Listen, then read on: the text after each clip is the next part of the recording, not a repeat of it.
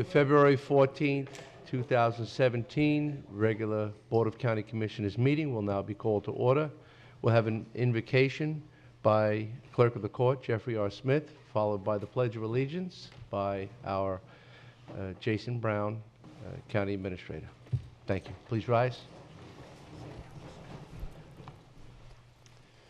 Let us pray.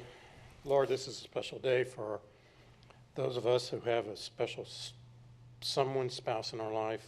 Lord, we just pray for those that back us every day in what we do. And Lord, it's my desire that you hear our prayers, that we practice your method of love to everybody in the world. Lord, be with these gentlemen and this lady as they make decisions in this commission chambers here today that affect us all.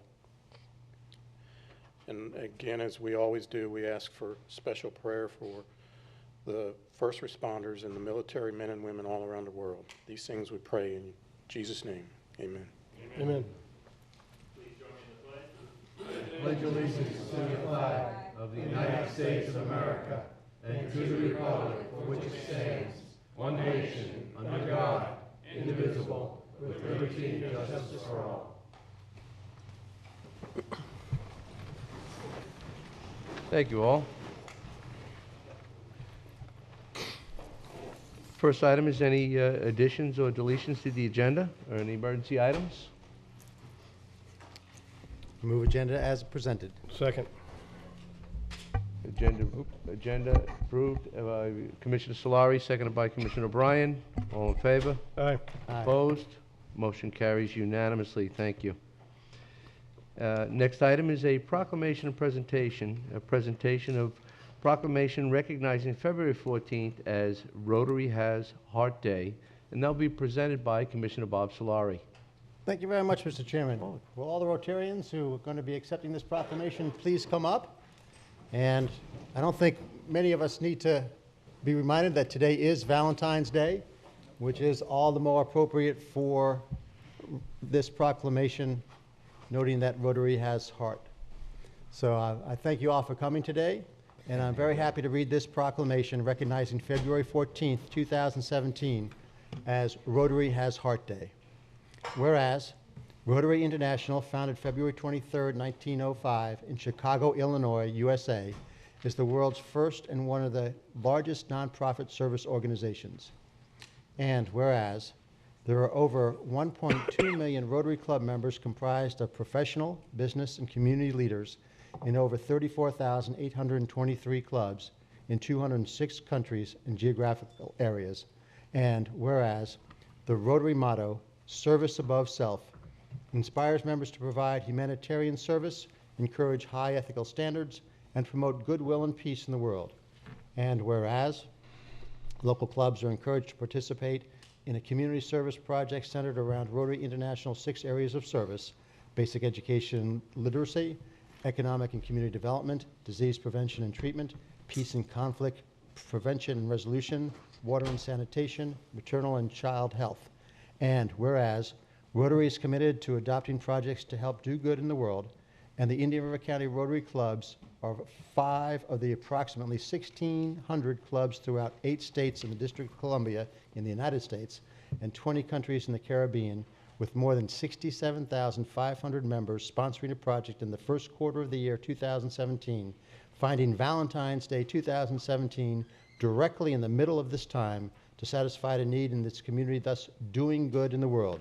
Now, therefore, be it proclaimed by the Indian River County Board of County Commissioners that February 14th, 2017 is Rotary Has Heart Day in Indian River County, and encourages all citizens to join us, Rotary International and the Indian River County Rotary Clubs, in making sure these projects are given proper recognition.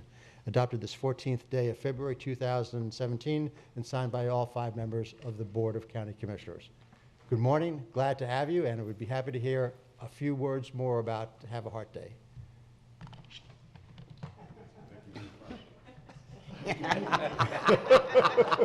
We have a very humble crowd here today. We certainly do. On behalf of all of the Rotaries of Indian River County, we do appreciate very much your time and your commitment to recognizing the good deeds of all the people of the county, particularly the Rotarians who gather others under their wings to accomplish the mission of service above self. Thank you. Did you have any particular project in mind or that you're working on right now for the Rotary Has Heart Day? Well, actually, we all have various service club projects going on right now. My particular club, Vero Beach of the Oceanside, is working on a Josh the Otter project, which you will hear about in a month or two. Gentlemen, I'm going to talk about your particular projects as we celebrate this February. Joe Falzone, Sebastian Club. We're working on Shrimp Fest to bring dollars together for recreation and youth projects. Thank you. Russell Twist, Rotary Club of Vero Beach. We're working on the Twisted Tail Rib Fest to raise money for various charities within the county. Kevin Anderson, Vero Beach Sunrise. We're the ones that do the Craft Brew Festival, which I know you all will be at this Saturday. We have many projects we do in the community. Just to take a point, last night at their board meeting, we approved to buy a shell for the Sebastian Rowing Club, the girls up there. So we're going to be buying them a boat up there. That's just one of the projects we're going with right now. You might want to mention the location and time of the festival. It'll be Saturday, 11 o'clock to 4 o'clock, and it'll be over 110 craft brews from around the United States, and also wings from all different restaurants on the Treasure Coast. It'll be a great festival. Thank you. Well, I was getting to that one. Okay, thank you very much. Expect to see you all there, okay? Be our guest, okay? Thank you very much. You know, I'll be real quick. I'm from the Sebastian Club as well. I'm the District 6930 Assistant Governor for our area, and I kind of oversee these 5 clubs the best I can. They're very independent and very enthusiastic. It'll be my 2nd year coming up. Looking forward to the Shrimp Fest up in Sebastian, actually in Fellsmere, next weekend. Friday night, so VIP event. Saturday and Sunday is our festival. If we have nearly the crowd or more than the crowd we had last year, it'll be another super event. Love to have you guys come up and join us at any time. Thank you very much. So as Vicki Soule got pushed up here first, I'm also going to close by saying we collaborate a lot. And so each of us has independent projects, but a number of these projects you will see various club members for various clubs there. And so again, we welcome all of you to participate. It's only through the community success. We did. Get up here. I didn't close. Tom did something. That's okay. I'm Tom Kiernan with Rotary Club of Orchid Island, and we're help providing In the Bag, which is feeding underprivileged children over the weekends. So that's the project we're constantly working on. Thank you. And a project that we all do is the Little Free Libraries project.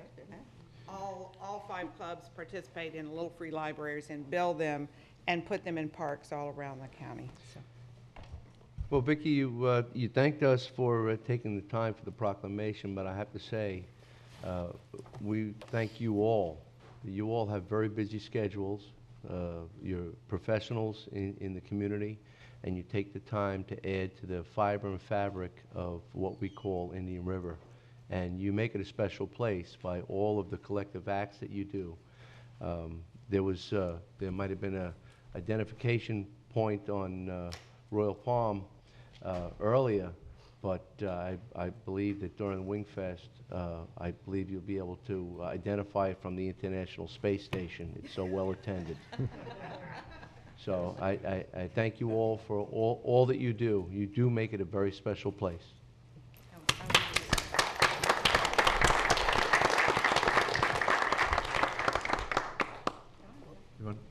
We all get up in front of them. You're a humble group. They are. Either that or they're not awake yet. Thanks for everything you do. Keep up the great work. Keep up the great work. Thank you. Thank you. It's the gauntlet, Joe. It's the gauntlet. Everybody. Good morning. How are you? Now the paparazzi will be in order. Please, you gotta. No.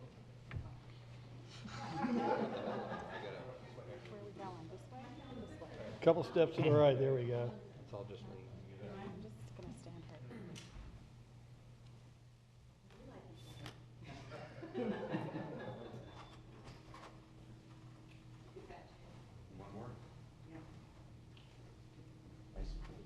here. Thank you once again. Thank you.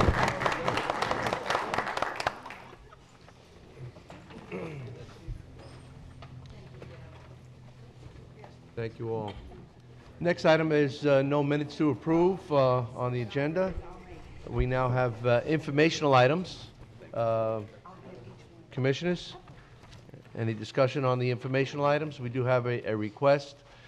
Someone wanted to speak regarding informational item 7A. Please. Thank you. Good morning. State your name and address for the record. My name is Mike Getz at 1507 Eagles Circle in Sebastian. Thank you. What my comment is, in your agenda, one of the items is a map of the Anson track. And I noticed that the red trail has been removed from that document. I just talked with Beth, and I'm sorry I lost the last name, Beth Powell, and she said that under the direction of the community development, she was told to remove the red trail from the map. My concern is that since the MPO has focused on that site to put the new bus station, that this is done to get that off of the map. So it's more easily suited to put the North County hub over there. So I just wanted to bring that to the attention of the commission, and was kind of wondering why that trail that's depicted at the trailhead over there by the canoe part, why that was removed. I believe we're going to get that answer now. Super. There. Good morning, Stan Bowling. Good morning, Stan Bowling, Community Development Director, Mr. Getz. I saw this map last week before this agenda item came to the board and saw the red trail. And I think there was a question as to whether to show or indicate, the red trail goes south of the main trail, whether to illustrate in there that there's a potential site for a hub and a trailhead there, or to take the trail off because the configuration of the trail would not be finalized even in a conceptual manner at this point in time. I think that there needs to be a red trail at some point, and whether there's a parking trailhead or a combination parking trailhead and a bus hub, those will need to line up. In other words, they'll need to integrate. So either way, the trail either needed to come off of the map, given the time frame for the agenda item, or some reference would need to be made about there possibly being a trailhead or a bus stop there. Mr. Chairman. Yes. So I remember the MPO discussion. I mean, basically, I thought the feeling or consensus of the group was that you'd be able to directly get from the bus, when you got off the bus, to the trailhead. And I think that we all understand that. Does that address your concern, sir? Well, the bigger picture is the usage of the Anson track for the bus station, we feel is not appropriate. And during the next couple of weeks, we're going to let you all know why we feel that it's inappropriate to put a bus station in a conservation area that was paid for by Forever Florida funds and the Florida Community Trust funds. So I know we don't need to litigate that here. I was just bringing it up as part of this project, which is a great project, to put the thing over the wetlands. But when I saw that trail was taken off there, I'm thinking, gee, these people have already determined where they want to put a new bus station. And we're not going to put a new bus station in that conservation area. So that's all I have.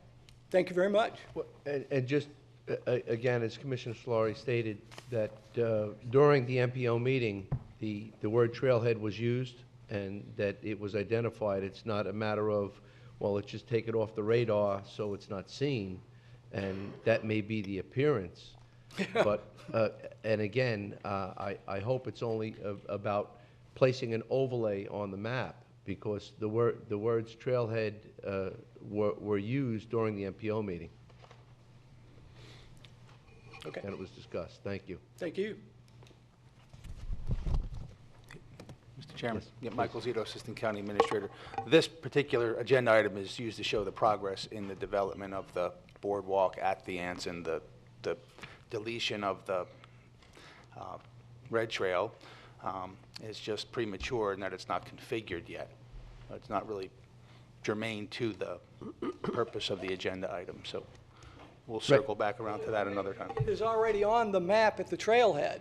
Yes, and that may be a long-range goal, but as we know, many times we set some trail markings on maps, and then when we go to actually build them, there's fire breaks and other natural obstacles that reconfigure the actual trail, so. Maybe it should have been listed as a preliminary map or whatever, but something is clearly going on, and we'll be monitoring it. Discussed in another forum, as you said, yes. Yes, Sir. Thank and you. we will be discussing that at the MPO. And for the record, that site was collectively, there was asked about a consensus as if that's the direction that the MPO would like to go. It was not site selected. It is not cast in stone for that position. However, collectively, the MPO did vote that it would be the optimum site for a hub. I just want to clarify that this is not a high-speed moving object, but we did direct the MPO staff to go in that direction, okay? Does that clarify that this is not, we're not breaking site tomorrow morning? Yes, sir. Okay, all right. We do have a little time on our hands. Thank you. All right, anything else on informational items? And thank you, sir. We'll move right on to consent agenda. It's limited, and is there anybody on the dais that would like to have anything pulled? Is there anybody in the community that would like to pull anything for further discussion? Seeing none? Move to approve consent as presented. Second. I have a motion by Commissioner O'Brien, seconded by Commissioner Adams. All in favor? Aye. Opposed? Motion carries unanimously. Thank you. Next item is public hearings. We have a request from ETS Experience Transportation Services Incorporated for a Class E1 Certificate of Public Convenience and Necessity to provide wheelchair transports originating from Indian River County.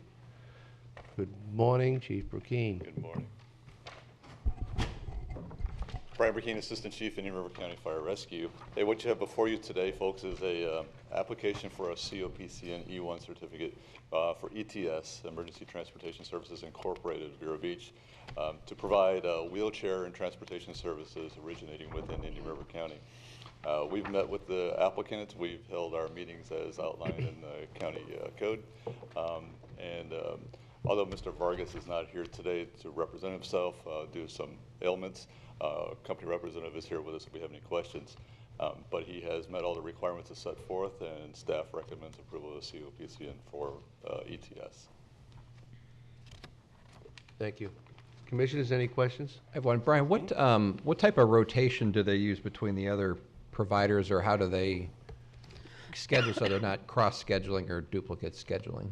As far as I'm aware, there is no rotation for them. It is a facility-based where they work out contracts or however they want to wish to participate in arranging transportation. So it's on the side of who's asking for the transport, their responsibility. And if I'm correct on this one, ETS, they do a lot of transportations to Orlando International Airport. Okay. Originating from here. Any further questions? This is a public hearing, and I'd like to now open up the public hearing. Is there any member of the public that wishes to speak regarding this item?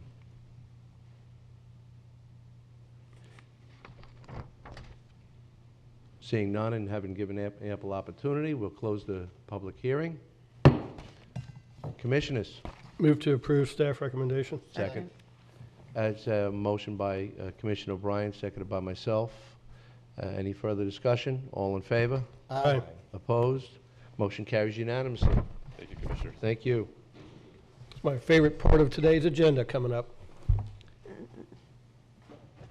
Public discussion items? We have a public discussion items, a request to speak from Deborah Ecker regarding a thank you to the BCC and the county staff for actions of environmental protection. Good morning, Deborah Ecker. My name is Deborah Ecker. My residence is 550 Rio Mar Drive in Vero Beach. My reason for requesting this time to speak with you today is to say goodbye. Oh. And to thank you for the more than 15 years during which I have found your board receptive to statements I've made before you, mainly on behalf of Audubon and the Indian River Neighborhood Association, about ways to protect Indian River County's environment. You should know that when I'm in Massachusetts, I boast about you. That you really have produced more constructive environmental actions and regulations than I observe taking place in our county on Cape Cod, and your staff far exceeds in its professional work anything that I experience in our town in Chatham. My earliest experience before your board was in 2004. At that time, I put forward changes to Land Use Regulation Chapter 927, tree protection. Here's my story about that. Dick Baker plucked me out of an ORCA class to serve on the board of directors. I was fairly new to town, and I really looked forward to having something to do. And immediately he assigned me the task of drafting amendments to that chapter. So drawing on my many years with the League of Women Voters, we managed to create a coalition to do that. Bonnie Verone with the garden clubs of the county became a strong helper on that one. But we also brought in participation from the McKee Botanical Garden, the Environmental Learning Center, the Florida Native Plant Society, the Agricultural Extension Office, and even a forester from the U.S. Service. The rewrite, it was rather simple. We essentially lifted tree ordinances from other municipalities and counties, mainly, as I recall, from the city of Gainesville. Perhaps my memory has smoothed anything about this, but I recall your boards adopting our proposals without any serious challenge at all.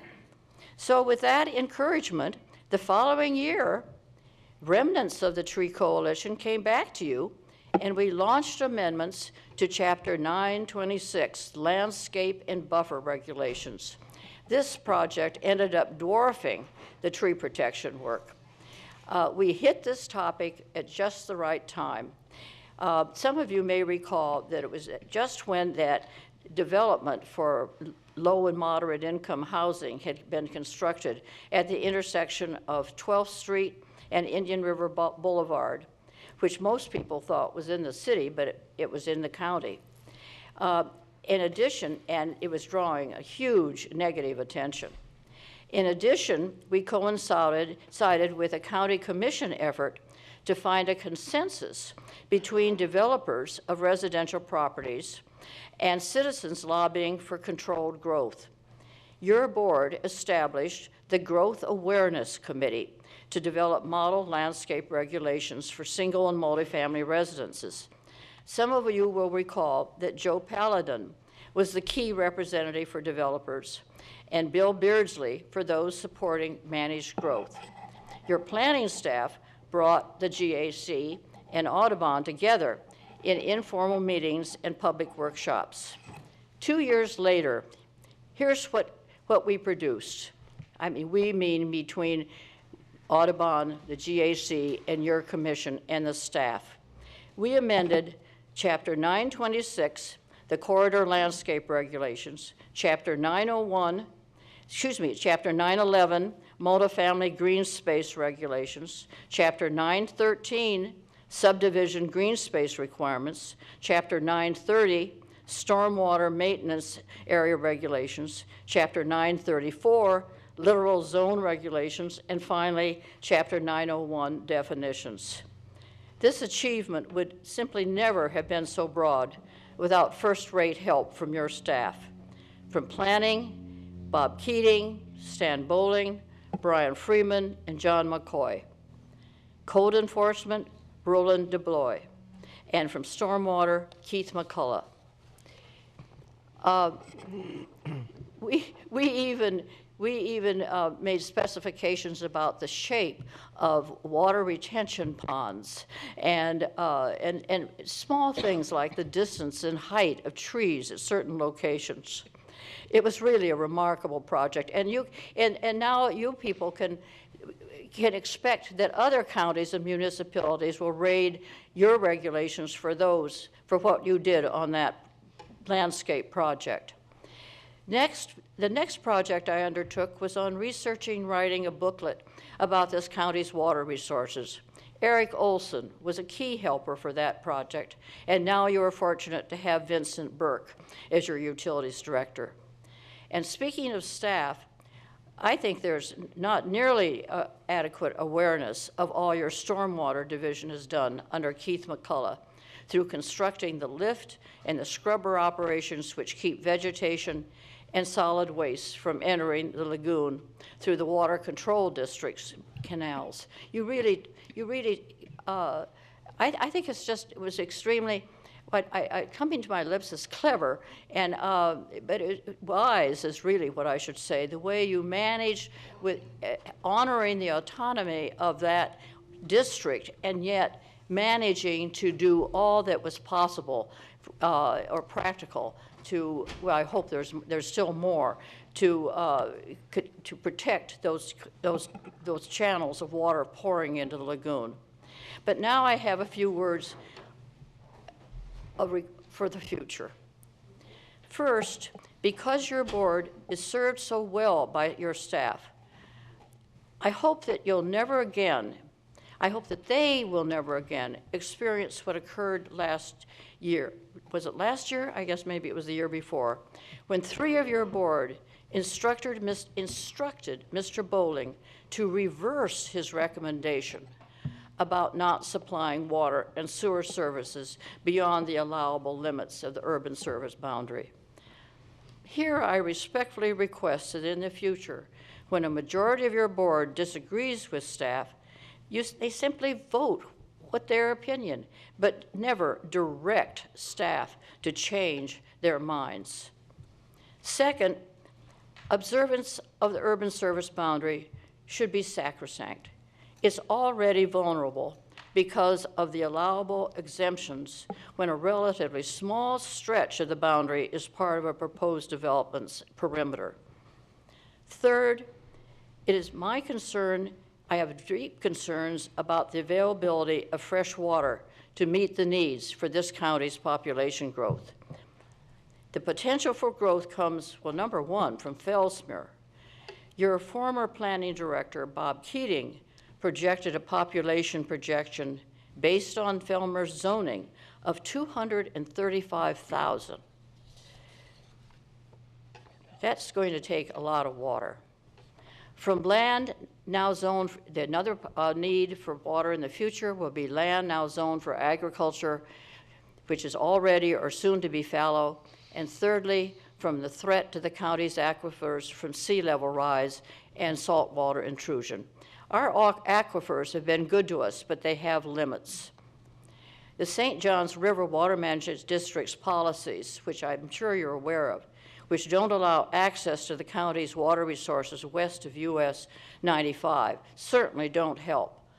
Mr. Olson taught me, and probably has spoken to some of you, that many years are required for lead time between locating suitable water resources and completion of a water treatment plant.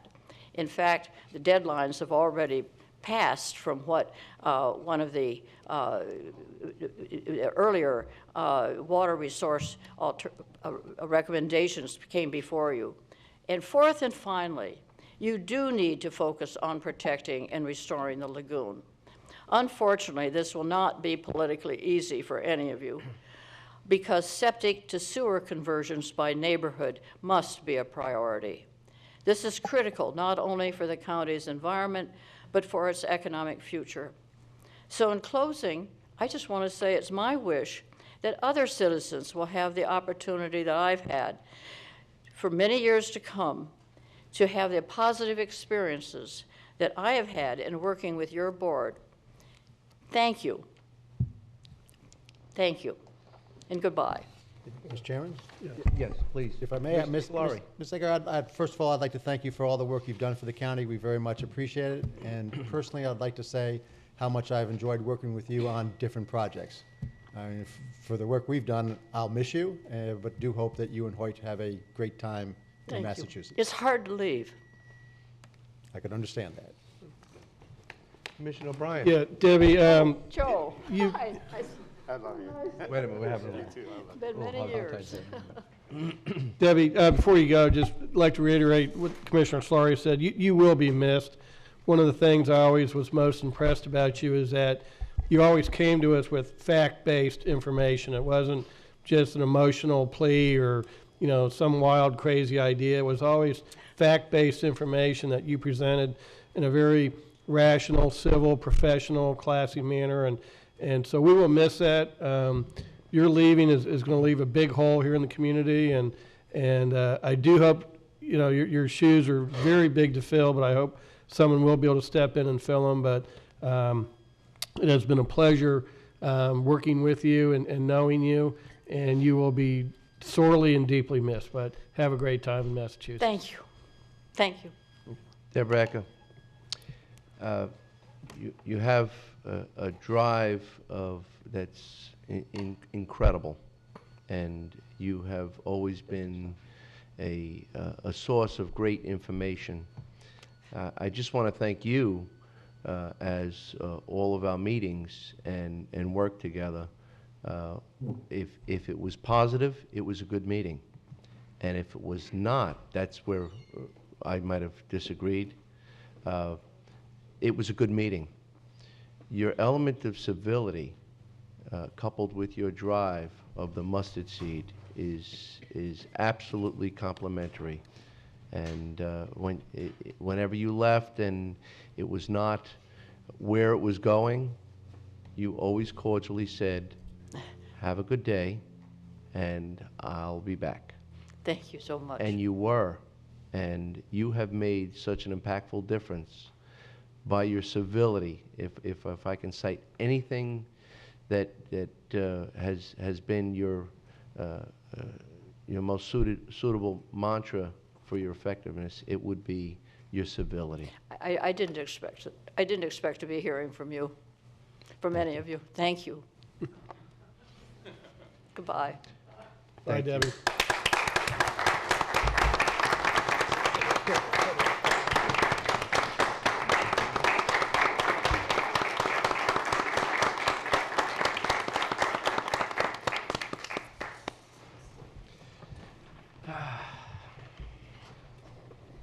We are going to miss Debbie. Next item on the agenda is, Counselor, would you do the honors for Yes. the public notice items? Thank you very much. We have two scheduled public notices, public hearings. The first is notice of a scheduled public hearing for March 7th, 2017. This is a county-initiated request to amend the text of Policy 5.6 of the future land use element of the comprehensive plan. This will be legislative in nature. The second item is a notice of public hearing also for March 7th, 2017. This will be consideration of a proposed amendment to the county sign regulations. This will be Land Development Regulations, Chapter 901, Definitions, Chapter 956, Sign Regulations, and Chapter 912, Single Family Development. This will also be legislative in nature. Again, these will be two public hearings that will be held by this board on March 7th, 2017. And with that, I turn it back over to the chair. Thank you, Counselor. Mr. Chairman? Yes. Just like to ask on how early will the draft, will they be able to, the public be able to read anything before the agenda is published with the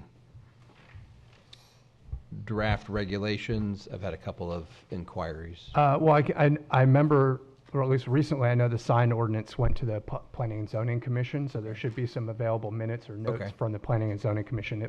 Were you interested in both items or just? Signs in general. Okay, yeah, so it already had gone to the Planning and Zoning Commission. In Okay. fact, I believe there were 2 separate hearings on that item, so there's plenty of information available for the public already. Great, thank you. Thank you. County administrator items, there's a request for executive session on February 21st, 2017. Jason Brown? Yes, thank you, Mr. Chairman.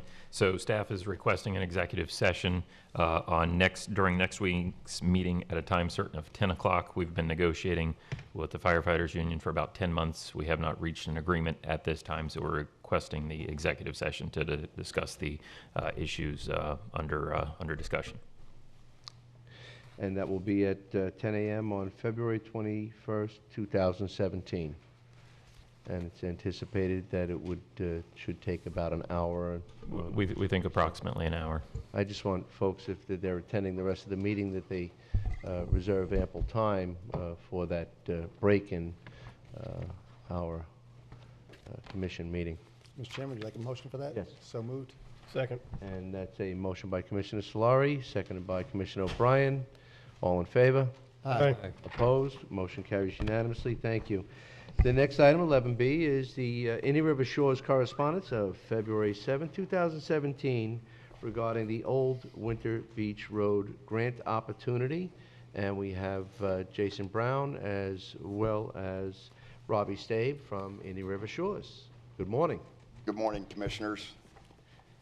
I did leave in plenty of time, I thought, to be able to get here before the meeting started to provide you with a hard copy of something, but was met with a freight train that was taking its sweet time, and it took me longer to get here than I thought.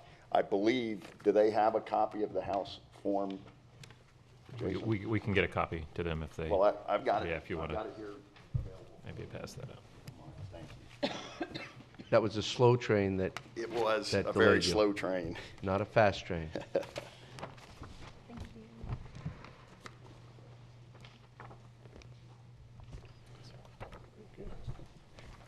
Commissioners, I'll go ahead and get started as you're getting a copy of our House form. Again, thank you for the opportunity to address you this morning. I'll be as brief as possible. As you know, Old Winter Beach Road has been a significant safety issue for quite some time, due primarily to the fact that this roadway, which was built a very long time ago, was never built properly to start with. There is significant flooding hazard that occurs during basically every typical rain event, let alone any significant downpours, and especially in a potential evacuation situation. The road was built way below the county's minimum standards, which result in both a flooding hazard on the roadway as well as constant standing water in the adjacent drainage swales. 30-plus years ago, it wasn't as much of an impact because there were far fewer developments within the town, and other than Johns Island, there were far fewer residents as a whole throughout the county.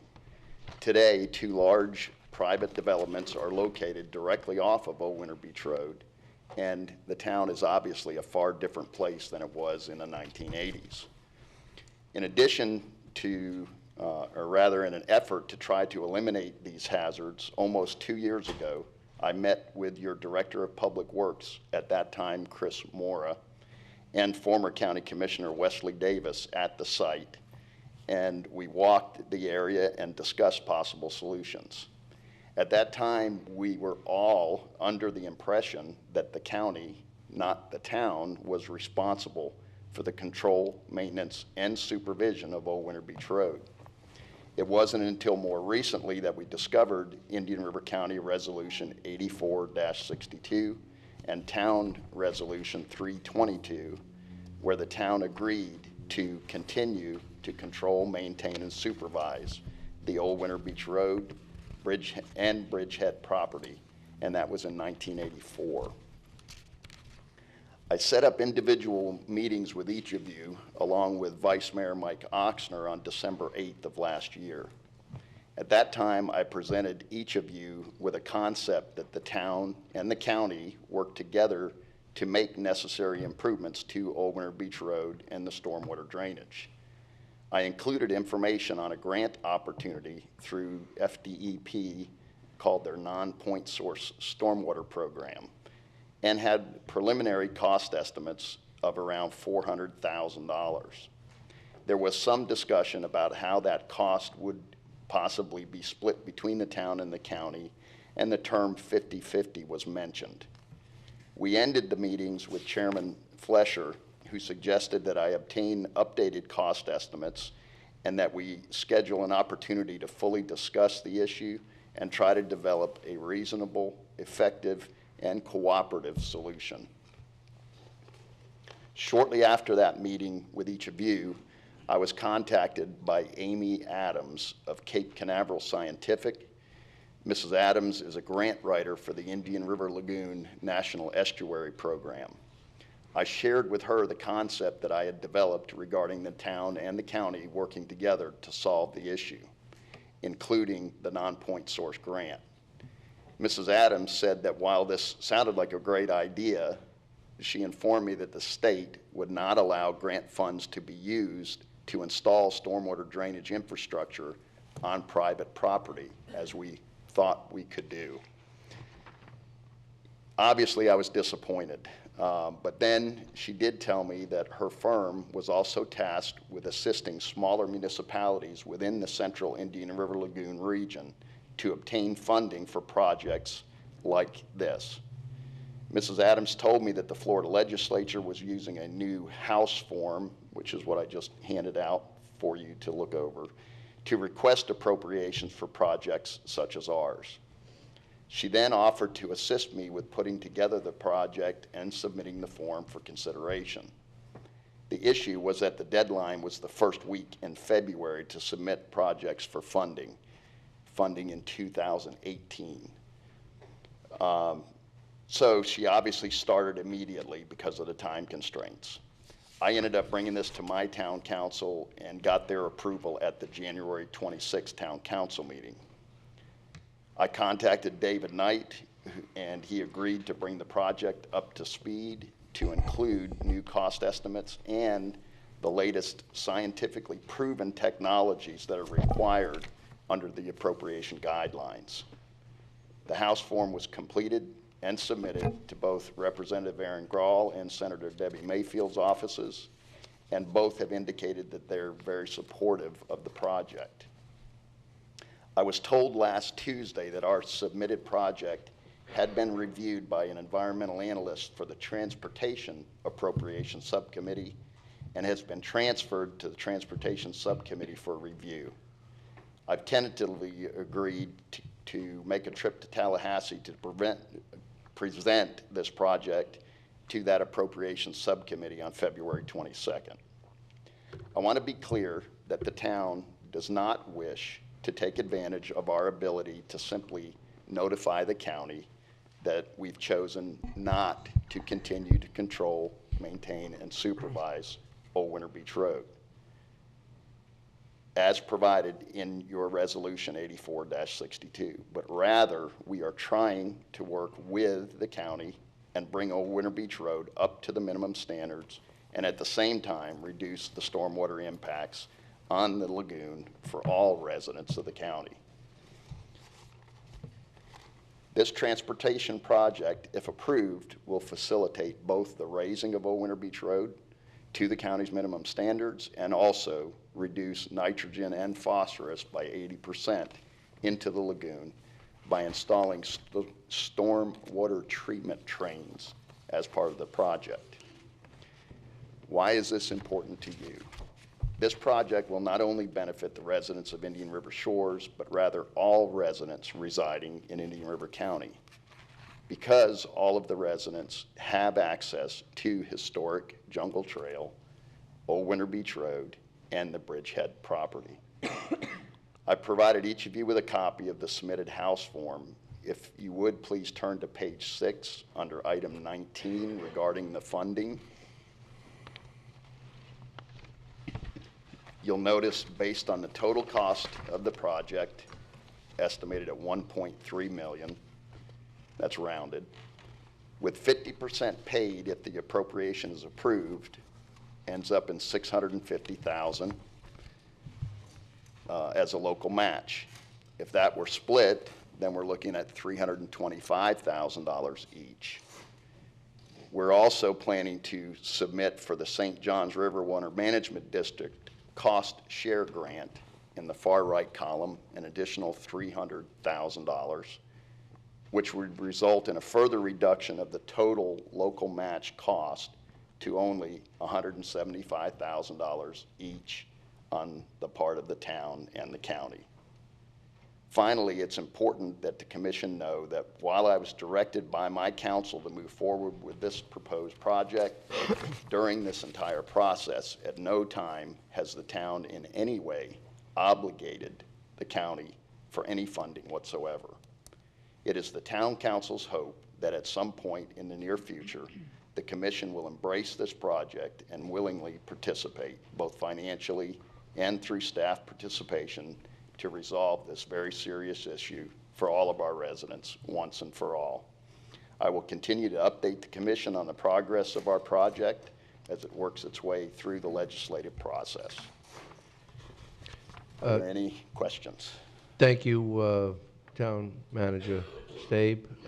I just wanted to let commissioners know that throughout the discussion, there was no direction or thought on your part for or request for encumbering any funds, that this could have been an informational item, but we wanted it under the county administrator's items, as it does have an impact, but this is merely an application and a request, and you're hoping that it's satisfied, and then you'll be seeking some assistance, possible assistance from the county. Is that correct? Correct.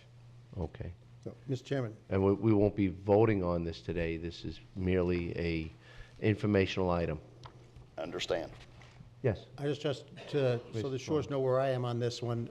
First of all, there's not enough information to say whether we support it, or for myself, whether I support it or not. Correct. But my understanding is if this is going through the Tallahassee process this year, then it's, as much as I can see so far, that'd be in competition with priorities that we've already made.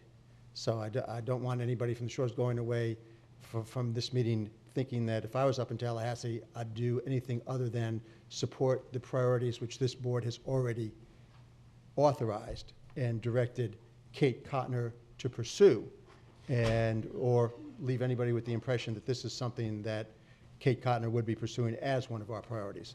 Just want to clear the year on that. Well, again, this is an Indian River Shores initiative, and yeah. we would not be working on this. But given that he's talking about, at a public meeting, about Indian River County participating in possibly in cost sharing, sure, that could cause people up in Tallahassee to ask questions about the county's position in it. So I just want anybody to be clear that if I was having a conversation with anybody in Tallahassee, I'd be clear that this is not a county priority, that we voted on our priorities, and that we are seeking, specific state funds for certain, what I believe are very important county projects at this time. I didn't want anybody to leave with any other impression.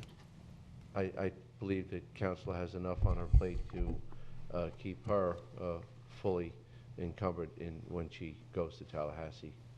Thank you. Mr. Chairman? Yes. Go ahead, Commissioner Zorka. Yes, Commissioner. Yes, both to Jason and Robbie, and maybe Rich Spurka. I know in the grant writers drafting, there was some language that was a little bit concerning on describing certain things, and is that going to be updated, or did that go through as written, or? I was hoping that we could probably avoid that discussion, because I thought in a meeting that we had just recently on Friday, we fleshed that out. Okay. That was simply a very misconstrued miscommunication on the part of our grant writer, and it was based on a very brief conversation, high-level conversation, and she was simply taking notes and obviously in her mind put together whatever it is she wrote. That certainly was not our position. She misconstrued the fact that we were talking about that it's been a problem for a long time. Somehow that came from her. That was supposed to stay internal. That was it was not an official draft. It was simply language that was requested by Aaron Grall's office to give us an idea of all the information you can give us. Okay. And she had it wrong, and she readily admitted that she had that wrong. Good. How it ended up getting circulated like it did, we don't know, but I can tell you that that is not our position, and that was not a true statement at all. Okay. Well, secondly, I'd also like to express that when you did meet with each of us individually, that as this moves forward, whether this is successful or not, we had a meeting with Drew Bartlett on some other long-term goals list of funding opportunities that may provide a plan B depending on how this makes it through this particular session. But obviously the Shores is a very, in my mind, a very valued partner and participant in the community in a number of different ways, not just property taxes that you guys send over to us. We very much appreciate that. But also at some point as we go forward, something that might have a better illustration of the aspects of the project of where it meets with the other intersecting roads and a better understanding of how all the improvements would be incorporated. I know part of it's raising the road in some areas, part of it's improving drainage, part of it's dealing with the old bridgehead. So just a better visual graphic to understand the project in its entire scope. But we'll look and see how this process works forward and at what point in the future we can look at partnering with you. We'll leave that door open. Excellent. Thank you. Thank you for your yes. Yeah, Robbie, just a couple things. One, kind of as Commissioner Zork said, I think, my long-term goal is to cooperate and partner, not just with the town of Indian River Shores, but all of our municipalities. And, keep in mind that all these residents are still constituents of the county when it comes down to that. So ultimately, I'd like to see a cooperative project here. But one question is there any reason why there's an urgency for this project? 'Cause I feel like it's being rushed, and I know you had a deadline with the new house rules, but, y'all didn't even, kind of the first I ever heard of this is when y'all came December 8th. And we've already done our 5-year capital improvement element. Commissioner Slaughter mentioned we already have our legislative priority. So I just feel like this is getting rushed a little bit. And is there a reason for the urgency? I would say that the only rushed part of it was the funding opportunity that was presented to me. And then literally we had like a 2.5 week window. That was the rushed part. But again, that was on the part of the town that, as you see with what you have in front of you, there's no mention of the county. It's basically our request. Mm-hmm. I'm simply bringing it here to update each of you with basically a similar idea of what I presented to you back in December, but obviously more expensive because of the technology that they require if you're going to use their money. And then in addition to that, ultimately the multiple grants and being able to reduce it down to the kind of money we were talking about in December. Okay. And just, we'll see what happens with the legislature this session. If it doesn't get funded, I would recommend then we get together and have a more complete plan going forward, because a lot of the projects we talked to the legislative group, we've already been talking to them for over a year. We've been building the reasoning for that. Your letter mentions removing 80% of the nitrogen and phosphorus. Do you know what the current load is? I mean, 80% of what? We don't know, but the way it was described to me is the types of technology that are being included, and the term is a treatment train, a number of different types of treatment within the swales. It may end with a baffle box. In other words, reduction by the time it makes it to the river, which is where the flow goes, we're talking about 80% reduction, and those are proven numbers based on the technology themselves. And I was told that the legislature basically has a list of pre-approved technologies that have to be used. If you don't use those, you're not going to get the funding. I understand all that. I'm Okay. just, we're talking about 80% of 5 pounds a year, because, one thing we always like to look at is what is the cost per pound that you're removing. And so, yeah, it's 80%, but 80% of, what's the load? As Commissioner Davis would say, is the juice worth the squeeze to build a $800,000 treatment train for 5 pounds of, so just maybe in the future. Has all the right-of-way been acquired for this that's needed? We had some of that discussion in our meeting this past Friday. I met unofficially with representatives of River Club, which is on the north side of Old Winter Beach Road. They were the ones that, when they were approached by the county initially, and the county was trying to get them to give them a certain access or right-of-way, and they denied that access. They've indicated to me that they understand that the roadway and the drainage does need to be dealt with, and that the only way they can do that is by allowing that right-of-way. So it sounded to me like they understand and are probably going to be willing to do that. Okay. And then last, on page 8 of the handout you gave us, items 34 and 35, the status of the permitting is 100%, and it underlines the permit has been received, and that the status of construction is ready. Is that really, you guys are shovel-ready and permitted? I can tell you that according to my grant writer, because of the time frame, if she put 90%, they'd instantly kick it out. The idea is prior to funding or prior to approval, we will have everything we need in hand. And that's why she put 100%. So, but I can tell you right now, we don't have a permit in hand. No permit in hand? Correct. Even though that's on the application? Correct. Okay. And it's not shovel-ready construction either?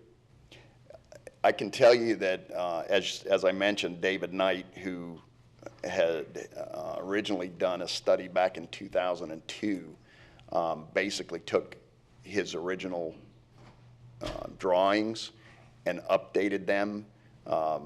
As far as the elevation of the roadway, there was nothing to be changed. He simply changed the surrounding stormwater drainage stuff to facilitate the train that I mentioned. But it can't be shovel-ready if there's no right-of-way. Right. Okay. That's all I have, Mr. Chairman. Thank you. Again, we look forward to working with Indian River Shores on what was described December 8th as a concern where an economic opportunity may be available to address. But by the same token, you do realize that a direction on the form that might suggest that there is a permit and shovel readiness has been pointed out, and it is not, would probably be a plan for failure, even though we do want to make things right for the citizens, that this request may not work on the same set of tracks as it is engineered to do now at the application.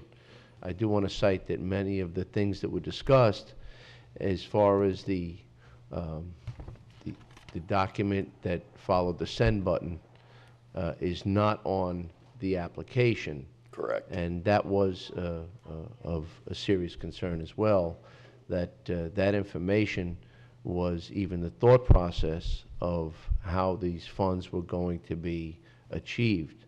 I realize that there's an opportunity for funding to help the local citizens and local governments with a project, but we have to be fair, firm, truthful and obliged by the very words that are on the document. So I sincerely hope that all of that takes place for the town of Indian River Shores. And personally, I wish you well, and I believe the board does too. But there is some concern about the documentation that we were able to review and the documentation on the application. That fair statements, right? Understood. Thank you. County Administrator, did you have anything further? I think, thank you, Commissioner. I think it would be appropriate just to wait at this time before making a determination on funding and see what happens through the legislative process. I think, like I think as Commissioner O'Brien said, it may be a little early based on the work in the legislature and the time frame that we're working with and the permitting status. So it may be best to wait on making a funding decision. Thank you. And Commissioner Zorc. Mr. Chairman, since we have the town manager, I'd like to ask just a general question on another stormwater project in their area, since he's here at our podium today, if that's all right. Okay. I know that you guys did the what I call the diverter installation down at Seminole Lane and Indian Lane that was keeping the water from flowing, that was supposed to flow in the mosquito impoundment, and that has been corrected. Do you guys have on your kind of solution or task list that may have grant opportunities that would address the volume of material that diverted into behind the residence at Seminole Lane, that sediment buildup that at low tide, some of those places you can walk off the dock onto ground because the sediment had accumulated so much? We actually got a grant through St. John's and installed a Generation 2 nutrient separating baffle box on Indian Lane. Okay. The diversion structure that you're referring to was actually installed, I think, in '96, if I remember correctly. And it still provides for the first 1.5 inches of runoff to be diverted to the mosquito impound. We have discussed in the past, but have not formally pressed forward with any intention or projects. Obviously, there is a solids problem there, but I've also, it's been explained to me that little, if any, of that actually comes from our stormwater drainage, that it's naturally occurring because it faces south. The prevailing winds end up drawing the solids in. There's nowhere for it to go. It just builds up. That's what I was told. But regardless, there's an issue. And the town is aware of it. The town council's aware of it. But we have not, at this point, made it a priority. Okay. All right. Thanks for the update. I appreciate it. Thank you for the explanation. Next item on the agenda is the 5.35 vacant parcel in Indian River Shores, and I believe we'll have a discussion. County Administrator? Yes, thank you, Mr. Chairman. So the county received a letter from Indian River Shores last week regarding their plans to auction off the 5.35 acre oceanfront parcel. So we've have this submitted to you for your consideration. The county does have a right of first refusal that's 90 days. So as I understand the process, and Robbie or Dylan can correct me if I'm wrong, if there is a high bid on that auction, the county would have the right of first refusal on that to determine if we wanted to match whatever that bid is. Do want to point out that there were a couple of points of clarification. There was some discussion earlier about potentially the town piggybacking the county's auction agreement. We've discussed that with town officials, and in fact, they have not piggybacked our auction agreement. They've gone with their own auction services. So I want to clarify that point. And there is an ocean front access issue that we will need to work through to ensure that there is public access in accordance with the requirements on the tracking station park property that are requirements from the federal government. So with that, I'll just turn it over to Robbie if he wants to make a presentation to the board. Commissioners, under item 11C, the second item, as Jason mentioned in a letter dated February 7th regarding an update to the commission on the town's 5+ acre parcel status, it was brought to my attention that it may be advantageous to the town if the commission were to decide now rather than later if they are interested in exercising their right of first refusal as required under the deed. While we don't have any offers to purchase the property at this point, in our opinion, it would be a shame to spend taxpayer money and in order to advertise and conduct an auction if the commission is in fact interested in purchasing the property. We had an appraisal completed, and at its highest and best use, the property was appraised at $7.7 million, and that's using the R2A multifamily zoning that the property was rezoned last year. If the commission is not interested in exercising its right of first refusal, it would be helpful if that decision were made before the auction in order to eliminate any potential uncertainty on the part of any potential buyers. So on behalf of the town council, I'm asking the commission to consider outright relinquishing your right of first refusal in its entirety today, or providing the town with perhaps a document indicating that you have no intention of exercising that right, if that is the case. But at the very least, we would ask that the commission commit to making your decision in a timely or more timely manner rather than, I have 120 days. I may have misread the deed, Jason, but I thought it was 120 days provided for in the deed. And the town would greatly appreciate your assistance in this matter. Well, Robbie, you're asking us to, as representative of the town, to extinguish a right that we have no possibility of invoking at this time.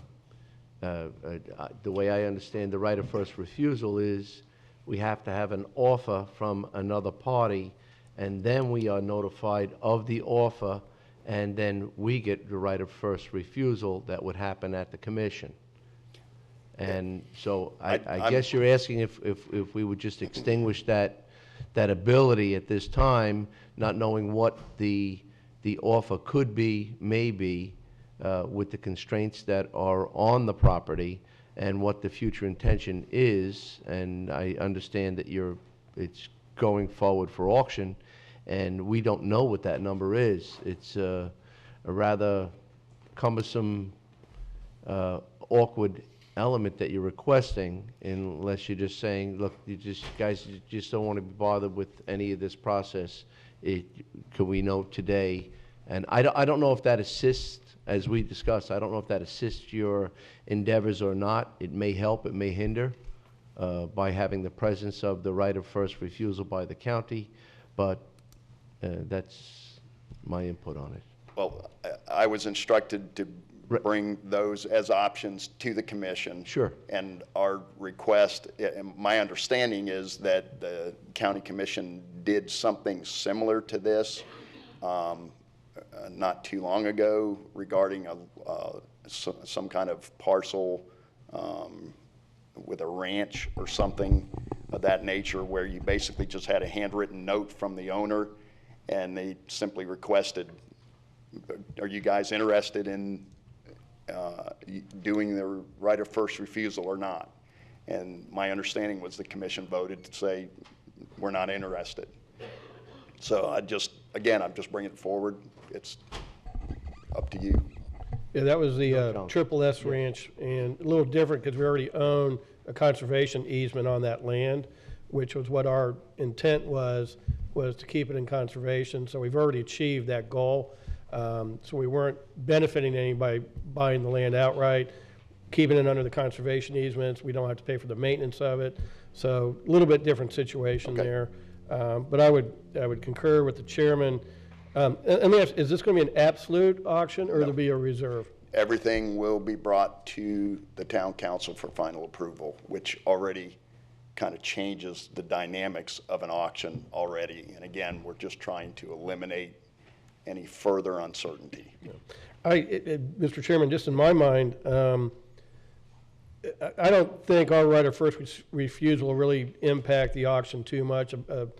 If a buyer wants it, they're going to come in and bid, assume they're going to get it, and if they don't, they haven't lost anything. I don't think whether we have the right of first refusal or not is going to impact that. I think what would have more of an impact is the beach access, which is still unresolved at this point.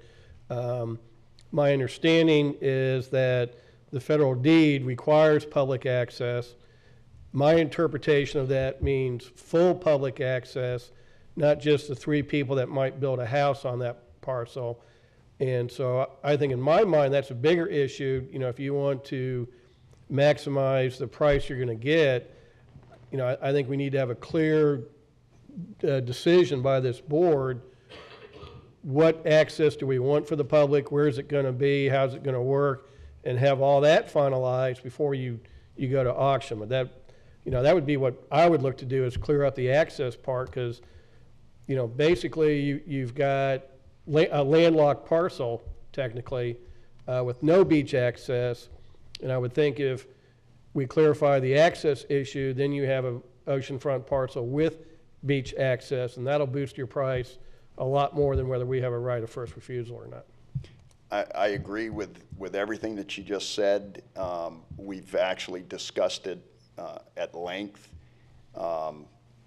The position would probably be that the new owners could apply for the permitting through DEP, but they cannot prevent someone from accessing their dune crossover until they reach their property line. Well, you understand what I'm saying? Right, but I'm looking at more true public access. Like somebody walking down A1A can turn east and go through your 5-acre parcel and then access through our parcel to get to the beach. That's right. My definition of full public access. So you're talking about the easement or 5-foot set-aside that was discussed?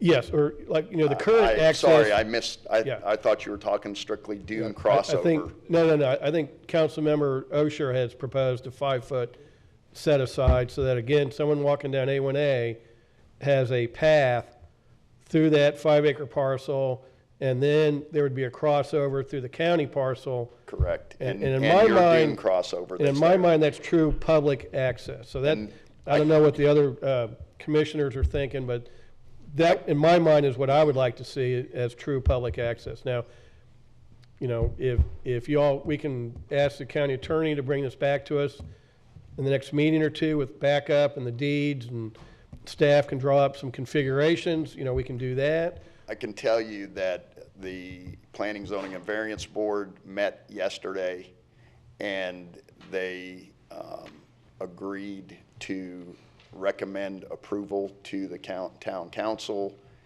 to provide a 5-foot wide A1A 2 gate access for the public. Now, it's still council's decision. Absolutely, I understand that, but that was made yesterday. Okay, well then, as soon as the council votes on that, hopefully they will approve that, then Dylan and Jason, if we could work with their staff to make sure that happens and before the sale, or bring it back to the board and we can approve it. Absolutely. To Commissioner O'Brien, back in April, we discussed this issue, and it was at that time that the board directed the county attorney's office to work with the town in resolving the access issue. I stand willing and ready to address that issue. So once the council takes action, I'd be happy to work with them and bring a solution back to this board for approval. Okay. Robbie, did they recommend the easement on the south end of the property or the north end, or was there any preference? Or? It was, and always has been the south end, primarily because the north end, there is no dune crossover other than, I think it's private, in fact, Surf Lane. Okay. So there's nowhere to go, where if we keep it on the south end, we just make that jog right on into the tracking station part. Okay. Well, Robbie, where I sit is I would still like for the county to keep our right of first refusal. I will pledge that if you all do get an offer that the council approves, we will act very quickly on bringing it to our board and not take the full 90 days. You know, I don't think we need to beat it to death. We could respond very quickly once you have an offer, but I would still like to reserve our right of first refusal. And also, I'll pledge that our staff will work very quickly and cooperatively with you on that public access easement so that that is finalized before you go to sale. And I think that'll be, you know, your biggest boost for the marketing the property. Okay. I trust the media will be covering such an event and accurately, I trust. But I don't know the date of the event. If you get that information, the results or the answer before Wednesday, 12 noon of any given week, where we are going to have a county commission meeting the following Tuesday, we will be able to get that on the agenda. I give you my word that it will be on the agenda, so we will have a swift response as to any concerns or enactment of the right of first refusal. I still contend, and I agree with Commissioner O'Brien on the facts, but I want to say that it just, in my opinion, I believe that right of first refusal may actually help the town, knowing that the county does have an option or may invoke an option, as opposed to, well, we'll just give a low bid. So I think it might actually assist you, not being a professional auctioneer or appraiser, but I do see a few in the audience. So be guided by their direction, and I hope you well on the efforts and endeavors for the highest possible value. Commissioner Solari, did you have anything further? No, I'm fine, thank you. And Commissioner Zorc. Yes, thank you, Mr. Chairman. Going back, the original appraisal was a higher acreage. It was the corrected acreage when what I call the triangle extension piece of the park, when that was deducted out. Is that what the difference of the acreage was attributed to? I still haven't gotten clarity on that, but I think it was based on his assumption that that triangular piece could be acquired. Okay. And it cannot be acquired. Right. Okay. And then continuing Commissioner O'Brien's discussion on the public access from the A1A back, I'm looking more at how do you get the property from ocean view to ocean access from the residents or the owners of the property? In Dillon, and I was with them during a number of conversations and outreaches to the federal government side of how we facilitate that. And in my mind, it almost seems like an extension of some type of a boardwalk behind the property that would have an extension of the park's access and then crossovers, and then private access points could meet up with the public access point. Is that kind of am I describing that right, Dylan, or is Yeah, I mean, generally, the federal government made it clear to me, or an individual from the federal government who I talked to essentially said, look, there's going to be no part of Triangle or Tracking Station Park that will be prohibited from the public from being on. So at that point, there's essentially going to be a private line in which the private property exists, and then anything beyond that in the Tracking Station Park, the public must be able to access. But I look forward to working with Robbie on coming up with some designs or access point options to make sure that we're working with the town to address that issue. Because then you would have a cost element to construct what I would say is the north-south element that would provide the private access to the public access point, and who picks up the price for that? I'm just, again, you take more things, provide certainty to a buyer if they know, hey, I got to chip in X amount for this boardwalk dune crossover extension, that's part of their bid, but they know they can get it, versus right now it's a potential, and the appraisal factored that you had the access, but the access still could have some cost attachments to it, that if they could be defined and limited, then a buyer knows, hey, my exposure on that's only X. I hear exactly what you're saying, Commissioner Zorc, and as well, Dylan. And I know you know this, but none of that triangular piece of property, you can't step one toe on it without violating federal law. It's part of the dune. You cannot access that property. You understand that? Is that your understanding? I know we had a number of correspondence back and forth from them. I did have some initial conversations with James Gray in our coastal division. And he did talk about options of potentially having a swath through the sea grapes. But again, I'd be happy to work with the town on coming up with different options that we could get processed through and bring those back to the board in a very swift manner. I would like to note, based upon what Commissioner O'Brien was talking about in terms of bringing something back quickly to the board, following up on the chair said, I mean, a great example of that is Robbie, the town manager, sent a letter to us on February 7th, asking about this issue, and sure enough, it's February 14th, and they're on the agenda, and that's the type of cooperation we will continue to seek with the town. Good, all right. Commissioner O'Brien, you'd like to make a motion? Do we need a formal, I haven't heard any, We have consensus on the board? Yeah. We know what we have to do. Okay. Commissioners, thank you. Thank you. Thank you, Robbie. Thank you. With that, before we get to the next item, which is the much-awaited quarterly report, we'll take a brief recess.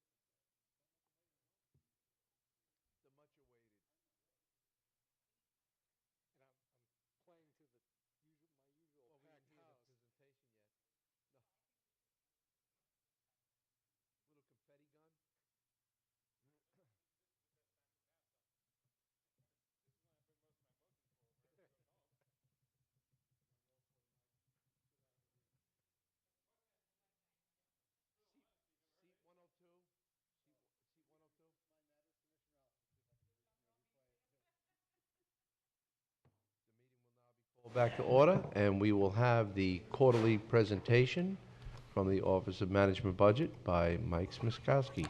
Good morning. Good morning. For the record, Michael Smikowski from the Indian River County Budget Office. I'm here today to present the quarterly budget report for the first quarter of fiscal year 2016-17, which began in October. The first quarter ended in December.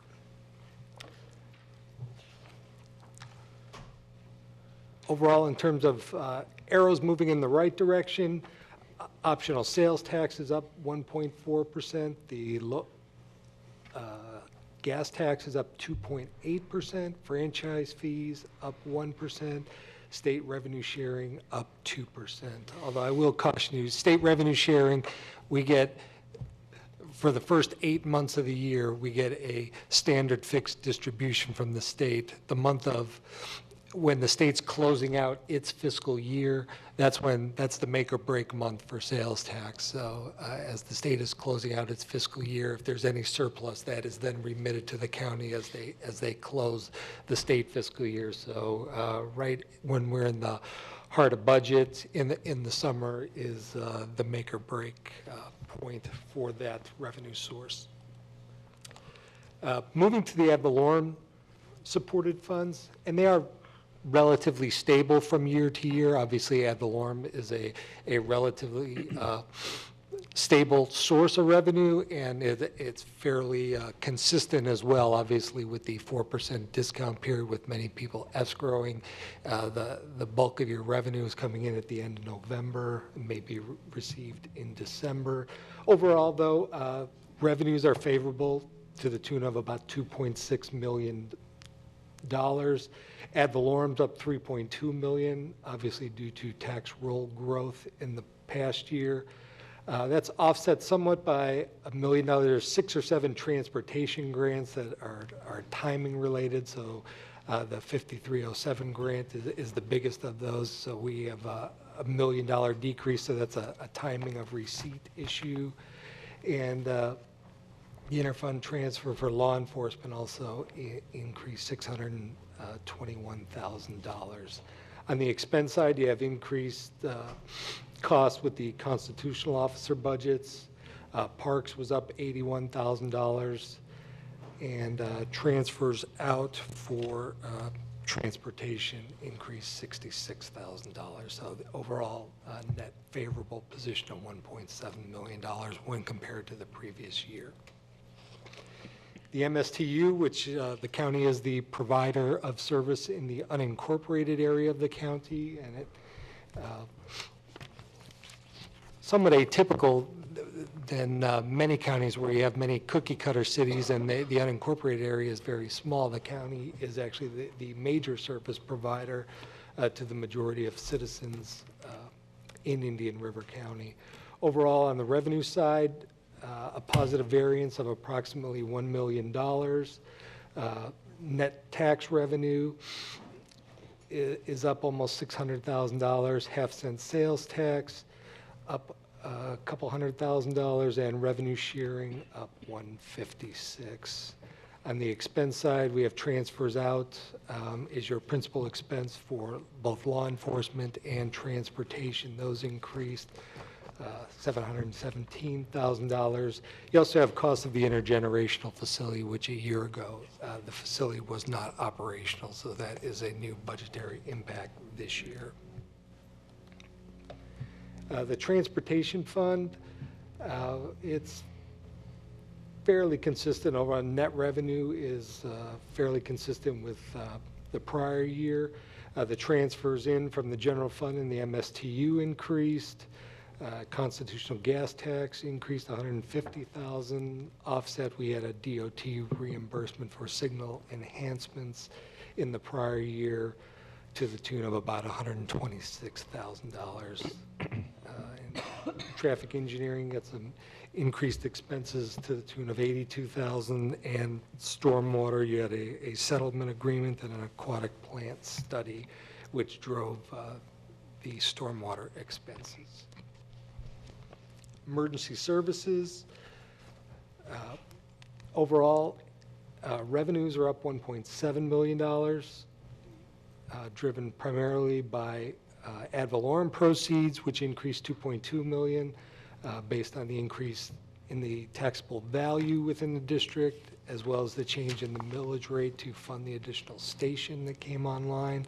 This was offset by ambulance fee revenue decreasing $445,000. Last year, we did have the month of November was an extraordinary month. We typically get about $400,000 to $450,000. We had one month last year that was like a carryover from the end of the previous fiscal year that was over it was like $729,000. So that was a one-time anomaly. So that isn't a cause for concern, because we actually budgeted less this year than we received last year because of that one-time anomaly.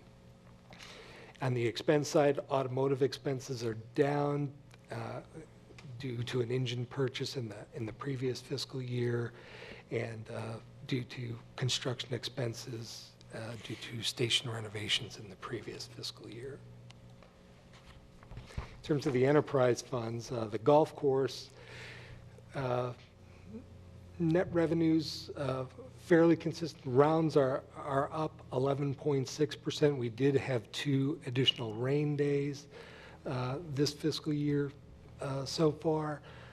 I will also tell you January was an unusual month weather-wise. I think we've all felt somewhat the lack of a true winter season, but the lack of cold weather has certainly been a boon for the golf course. And we just received some information from Mr. Zito and Mr. Nagy from the golf course that January was a banner month for the golf course, so that bodes well for the season. In terms of the SWIT operation, you got $6.9 million of net income, down slightly from a year ago, and that's driven by Hurricane Matthew expenses for debris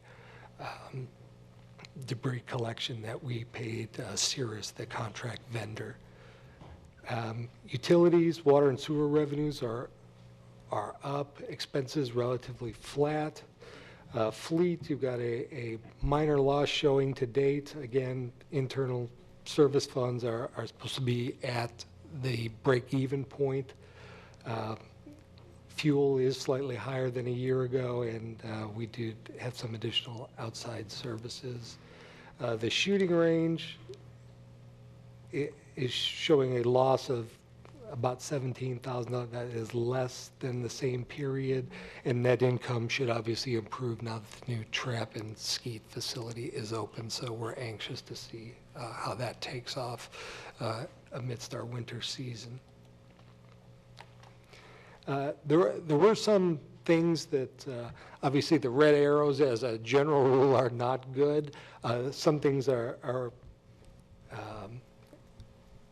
have plausible explanations that I'm going to go through, and rather than normally we typically highlight a specific fund in this, instead I'm going to focus a little more in depth on what's happening within the building department. That was actually a correction that was sent out last week. The net income from the previous year was down 42.7%. Traffic impact fees were down from last year, 19.9%. I'm going to spend a fair amount of time on that. The month of December was down 66% from a year ago, which when on face value is alarming, but there is some plausible explanations. Other impact fees are down 10.2%. The tourist tax is down 4.4%. Half-cent sales tax down 1.2%. So building department net income. Overall, revenues are up 6.8%. Again, this was revised late last week.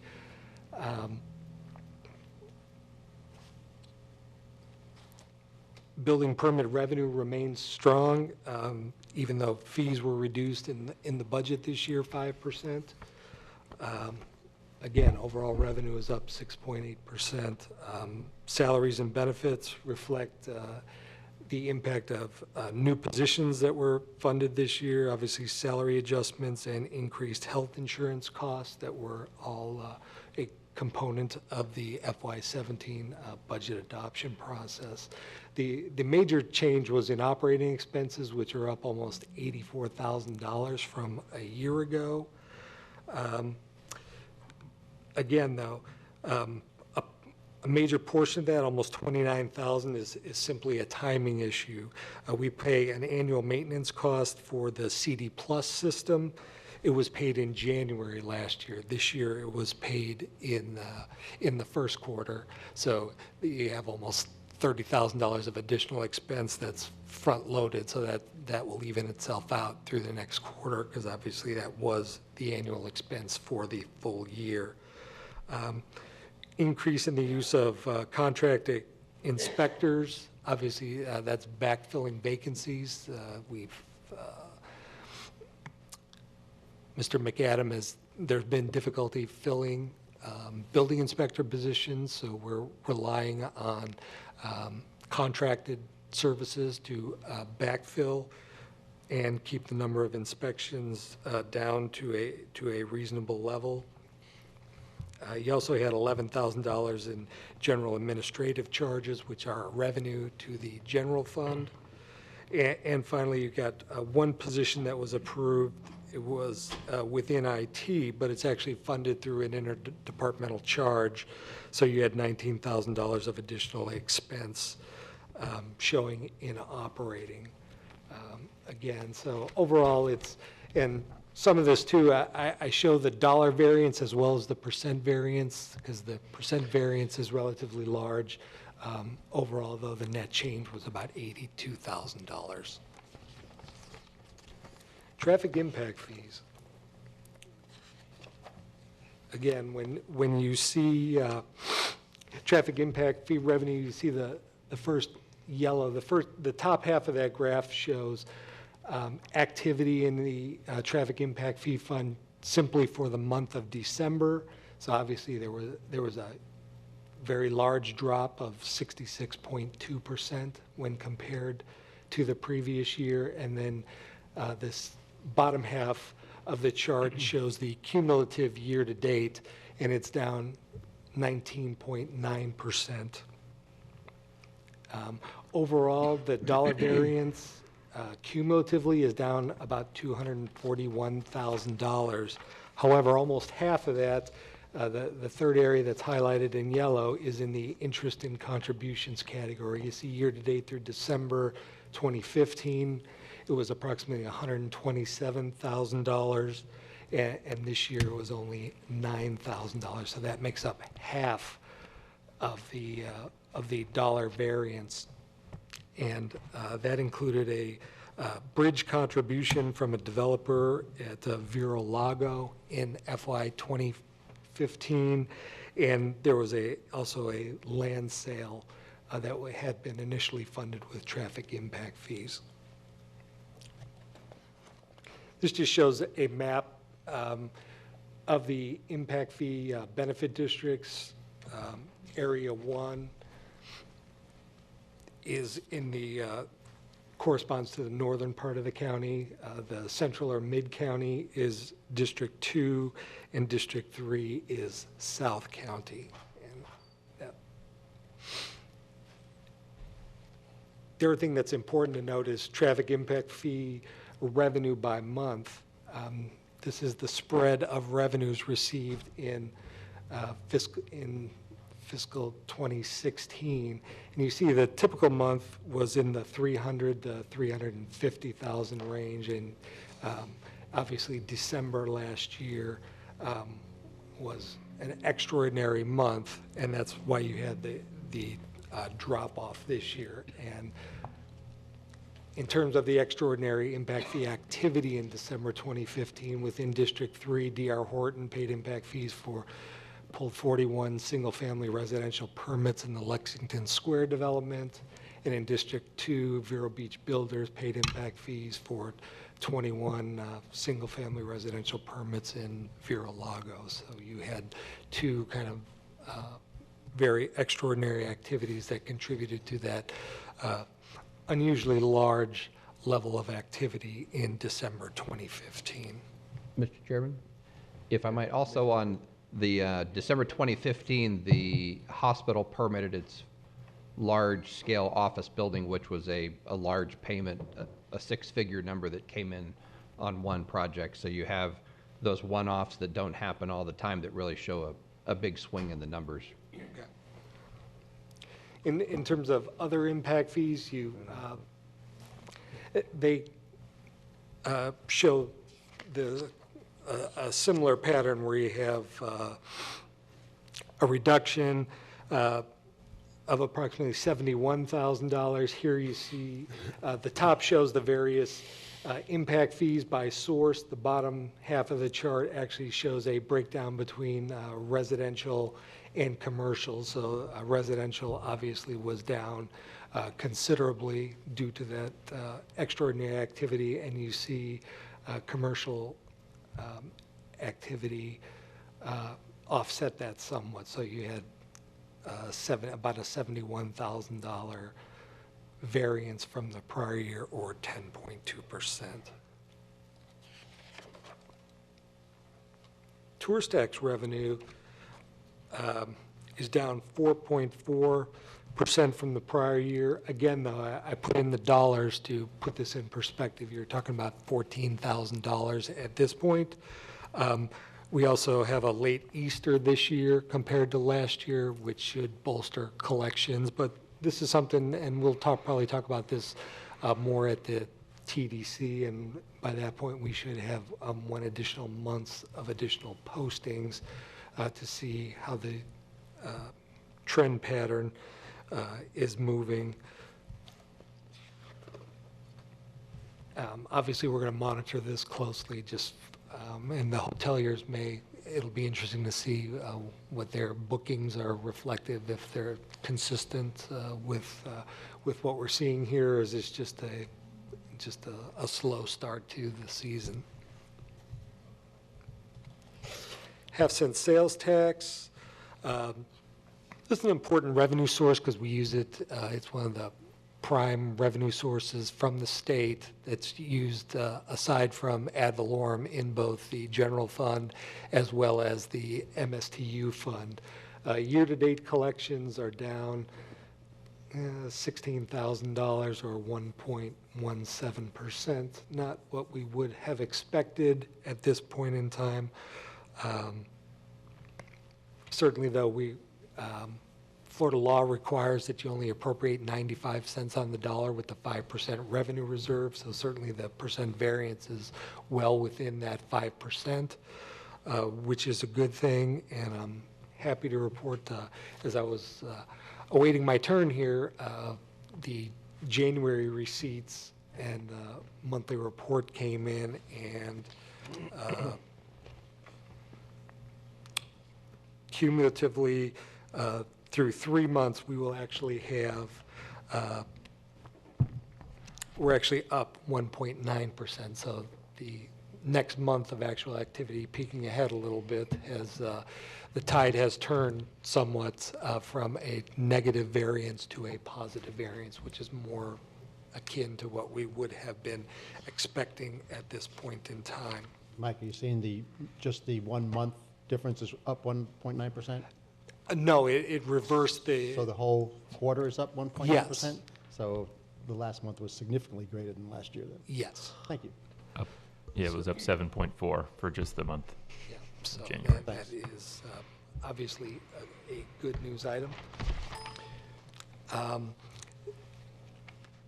other thing I have, the budget staff prepares an annual, or has prepared in the past, a revenue manual, and it's a comprehensive, quick kind of desktop reference guide to major county revenue sources. It includes statutory authorizations, authorized uses of proceeds as delineated in statute, the fund in which the revenue is used, and it's also available online, so I have a copy available for each of you. Those of you, some of you may already have one. I'd say put a spare one in your trunk for emergency purposes. It's a good, quick, handy reference for those of you who are... Mr. Chairman. We bring it out to the dinner table. Does it have lots of spreadsheets in it, Mike? Not so many spreadsheets, but it's a great document. And I just want to know if we could have that on the website available for citizens for a while. It is on the Because website. it's actually, a lot of these things get a little arcane or confusing after a while, but it has in the past has had a very good breakdown. So, while it's not quite the budget book, it's a great document that comes from your office, and I want to thank you for it. There's been a lot of cable failures in the community, and perhaps maybe people can go on to their webpage. Absolutely. I mean, that's a serious thing. My mother-in-law is really upset that she can no longer watch Valentine's Day. I mean, what an evening. To come herself to report to her mother, because absolutely they moved to AT&T for down there where my mother-in-law lives, so she's not getting the ability to see us today, which is really sad. Well, as you can see, budget packs the room here, so I'm sure we'll be looking forward to our to how many hits we get on the revenue manual on the online source. Fortunately, the Sunshine Law would prohibit us from being engaged in any part of that conversation, so you enjoy that. But I'll ask my mother-in-law to hit the button twice. Thank you. Well, we need all the friends we can get. I just want to thank my staff, too. They put together the revenue manual, and it's a big undertaking, but it is a very quick, handy reference guide that I use regularly, and I hope you as well. I have a copy for each of you. Mike, despite our banter, in all seriousness, you would get the confetti cannons. We really appreciate your robust report, specifically all the green arrows. You did point out about tourism, and it's been well vetted out that, yes, the early Easter last year perhaps maybe caused a great disruption. In addition, when you pointed out the range, we might recall around this time last year, there was great discussion about Amendment 2, which compelled a whole lot of people to respond to the range. It was record numbers.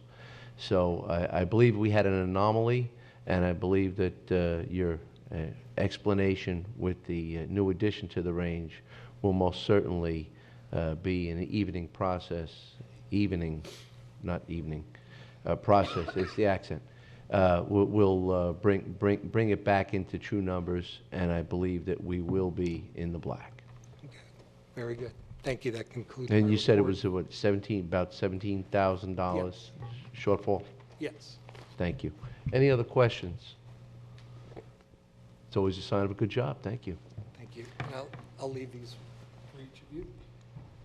Next item on the agenda is item 12F1, which is Kimberly Horman Associates Incorporated, 37th Street, US 1 to Indian River Boulevard, 5-laning rescinding work order number 5. Good morning, Rich. Good morning, Commissioners. Rich Berg, Public Works Director. Back in June of 2015, the board approved work order number 5 with Kimberly Horn to design and permit a 4-lane section of US 1, or excuse me, a 4-lane section of 37th from US 1 to Indian River Boulevard. Part of that design was some turn lanes on 35th, employee driveway, and some signal improvements. Projects run into some severe design challenges, which has provided a problem for Kimberly Horn. The estimated cost, we received 60% plans about 2 months ago. The estimated cost was over $8 million. Staff had originally estimated that the cost of the project would be $1.5 million. Because of this, we have found that we are not in compliance with CCNA because we issued a work order to Kimberly Horn rather than requesting qualifications and going through the process. As such, we're before the board today to request permission to rescind work order number 5 and move forward with going out for a request for qualification for this project. Move staff recommendation. And that's a motion by Commissioner O'Brien. Second. And a second by Commissioner Zork. Any further discussion? Is there any members of the public that wish to speak regarding this item? Seeing none, again, a motion by Commissioner O'Brien, seconded by Commissioner Zork. No further discussion? All in favor? Aye. Aye. Opposed? Motion carries unanimously. Thank you, Rich. Next item on the agenda is County Attorney Matters, which is the Construction Board of Adjustment and Appeals member appointment. Thank you very much to the chair. There's a vacancy on the Construction Board of Adjustment and Appeals.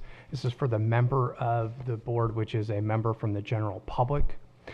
We have received one application to fill this vacancy from Cindy Dixon.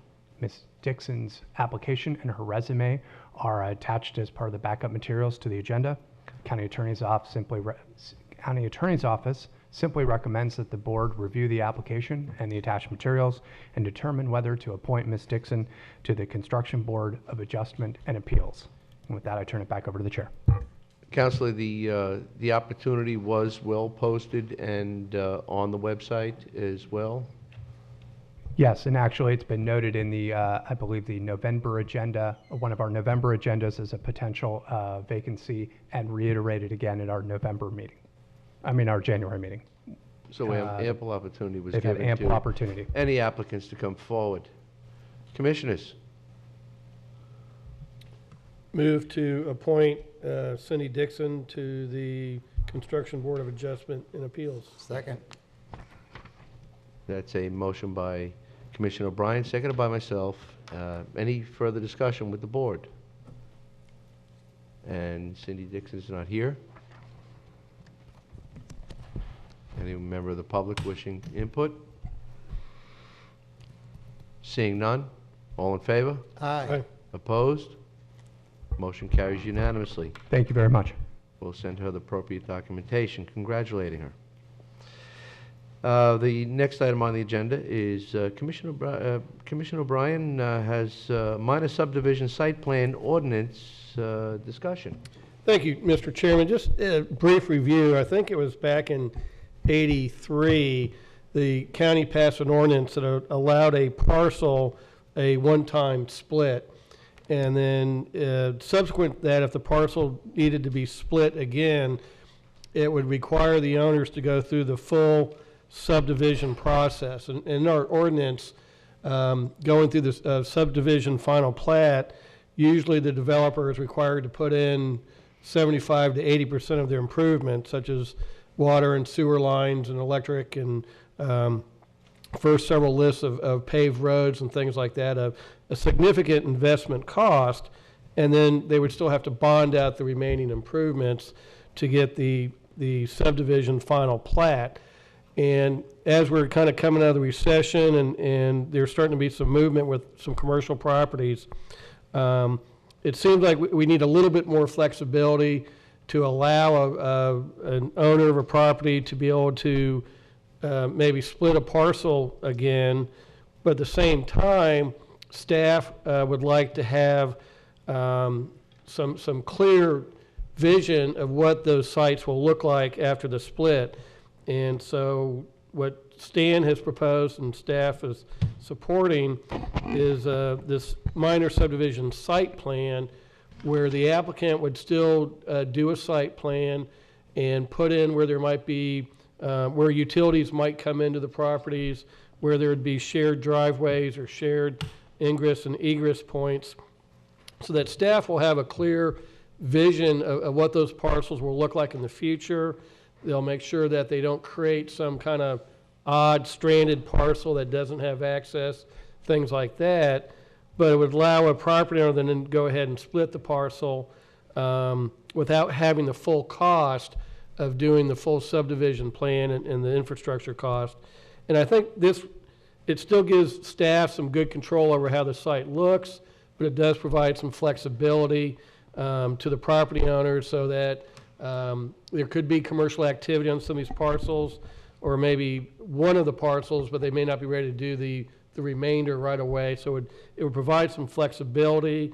And so with that, I don't know, Stan, if I left anything out, if you want to clarify, or if I've totally mucked it up, but.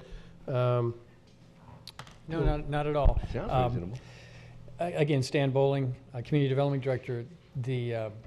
It's not unusual for local government to have a minor subdivision process, especially for commercial properties, which will go through site planning, especially if there's infrastructure in place, general infrastructure. So I think there are probably two types of incidents that staff would support some regulation changes to give a little more flexibility. One would be sort of a simple lot split for larger commercial tracts, say an acre or larger, to do that, but to look at some common access improvements that would actually not occur until site plan time later on. And then also, we've had some commercial properties that have been replatted, and instead of going through the preliminary plat process through the Planning and Zoning Commission, maybe just have it come straight to the board with a final plat, still undergoing staff review. So there's actually probably two ways we think from staff that we think we can simplify the process for commercial properties. So we would be glad if the board so directs to propose those changes and come through the regulation change process. And that would be my motion to have staff go ahead and draft that ordinance and move it through the process for an ordinance amendment. Second. And we're not taking any public comment from old has-beens up here. I appreciate that. I can give you a good poster child for this. Your name and address for the Wesley record, Davis, please, sir. 7001 Avenue. How soon we forget. Is that the road that? That's it. That's it. Are you the guy that was in that tuck stand in front of all those cows I saw? Facebook gives you away every time. Did you think that this was not going to happen? No, but I tell you what, this was this is right on point. I got in going through the process. Any excuse not to wear his jacket on meeting day. There's the opportunity to do a lot line adjustment is very simple, and a good example of this is there's Dunkin' Donuts trying to go in on 53rd Street and US 1 on the very south of the Walgreens, and all they needed was 100 feet of that lot, which meets your minimum standards as far as your lot frontage. And a lot line adjustment is simple to do and move forward. But what that did is it created another size lot that is, I'm going to call it the supersized lot 2 now, that took the remainder of lot 3 and added it to it. And the gentleman's having to go through the replat process when it should be in exactly what Stan's talking about, I think, is just make it very simple because the infrastructure's in, all the improvements there, and he's got to just go through the process of hiring the engineer, and it's a burden that really shouldn't be there because these other 2 lots, they have plenty of, they're conforming lots, they have the right amount of frontage, et cetera. So that's, I'm really glad that, I don't know what brought this forward for you, Commissioner O'Brien, but I wholeheartedly support that. You're absolutely correct, Mr. Chairman. I knew it. Pure genius on my thought. I woke up one night in the middle of the night and said, you know what, we need this minor subdivision. With no CAFR and no management book of budget and at hand. But I do have to give credit to Stan. I had another issue, not the one Mr. Davis referred to, but so I went and talked to Stan, and he said, well, you know, I think this is a process we can do and that will work, that staff can support. So I'd like, you know, this is one of those little things I think most people don't realize, and I think kind of related to Commissioner Zork's item later in the agenda, these are the things that our staff does, and I think very well. When we have a problem, you know, I fully support them if they say no, because they have to keep their licenses and we have to follow our ordinances. But a lot of times, staff will say, well, we could do this, and here's an idea to help this person or group or whoever get to what they need and they want. And I just want to commend staff for really, you know, working well and what I believe is the right thing to move this forward, that still protects staff, protects the county, protects our way we want to do things, but provides that flexibility and opportunity. So just a shout out to staff for that. Thank you. Any further discussion? Yes. Commissioner Zork? Stan, a couple questions for you. And I completely agree with Mr. Davis's example property. There are others in the community that you and I have talked about. And where you have a platted lot, and I'm wondering, do we want to break this into 2 parts to keep it simple so you don't have to write enough language to address every what if, but if maybe looking at it as 2 types of applicants, one being the exact one that Wesley had mentioned, very clear, very simple. Let's say somebody has 10 acres of commercial frontage on 1 or 2 streets with water and sewer out front, and they want to split off, I think you mentioned an acre. That may have one set of needs of inter-access agreement when you're using a frontage road such as that example. The frontage is there, the access road easement is there, so that's much simpler, requires less language and direction on how to do it. Yes. The other one, coming up with something that would have some of the same properties that already exist in condition 1. Site 2, it's 10 acres, they want to split off an acre. Access agreement, is water and sewer available, those types of things. Would you envision 2 types of criteria, one being you're splitting a existing platted lot versus splitting off a piece of bulk acreage? Yes, exactly. And that's our concept, is that we have two different types of situations. One is where you have commercial property that's already platted. It's either a large tract or a large lot, and they just want to break it down more. Infrastructure is already in place. That's one situation. And then the other situation is a little different. If you have a larger commercial tract, you don't have, say, an end user in mind at that moment, Right. but you still want to take a look at the big picture and settle on some access, some shared infrastructure type of items without having anyone required to construct it, because they're not, the end user's not in yet. Correct. So I think we would look at two different approaches in this one ordinance change. So we would address both situations. Okay. And what type of a timeline do you think it would take to draft the language? How many steps does it need to go through before it would get back to us for kind of ratification? And right. It'd be about a 90, 120-day process. We have to go to the Planning and Zoning Committee. We have to draft it. We'll probably run it by a few people and take a look at it at a staff level, and then a public hearing before the Planning and Zoning Commission, and then back to you all it would be a change to the subdivision ordinance probably only, so it would just be one hearing before the board. Okay, and for users where it's the simpler application, it would be at the developer's risk, but could they start a TRC review conceptual process knowing that they want to take advantage of that once it's enacted, so that and I don't know what timeline your applicant is on, but I don't want to have somebody wait 90 or 120 days and then start. Can they start at their own risk, knowing you're subject to the outcome of P and Z? But I think conceptually, in that case, they know the user, so it's much more easy to move something forward. That would be something at their own risk, I suppose. Commissioner, we always tell applicants they can always take a risk. We always let them do that. But again, not having heard the vote yet exactly, but we've got users that we will probably be able to run some ideas by to make sure that we're on the same page. We like to get them open, built, and taxable on the tax rolls as soon as possible. Thank you for the answers. We have a motion by Commissioner O'Brien, seconded by myself. Any further discussion? Question? Any input from the public?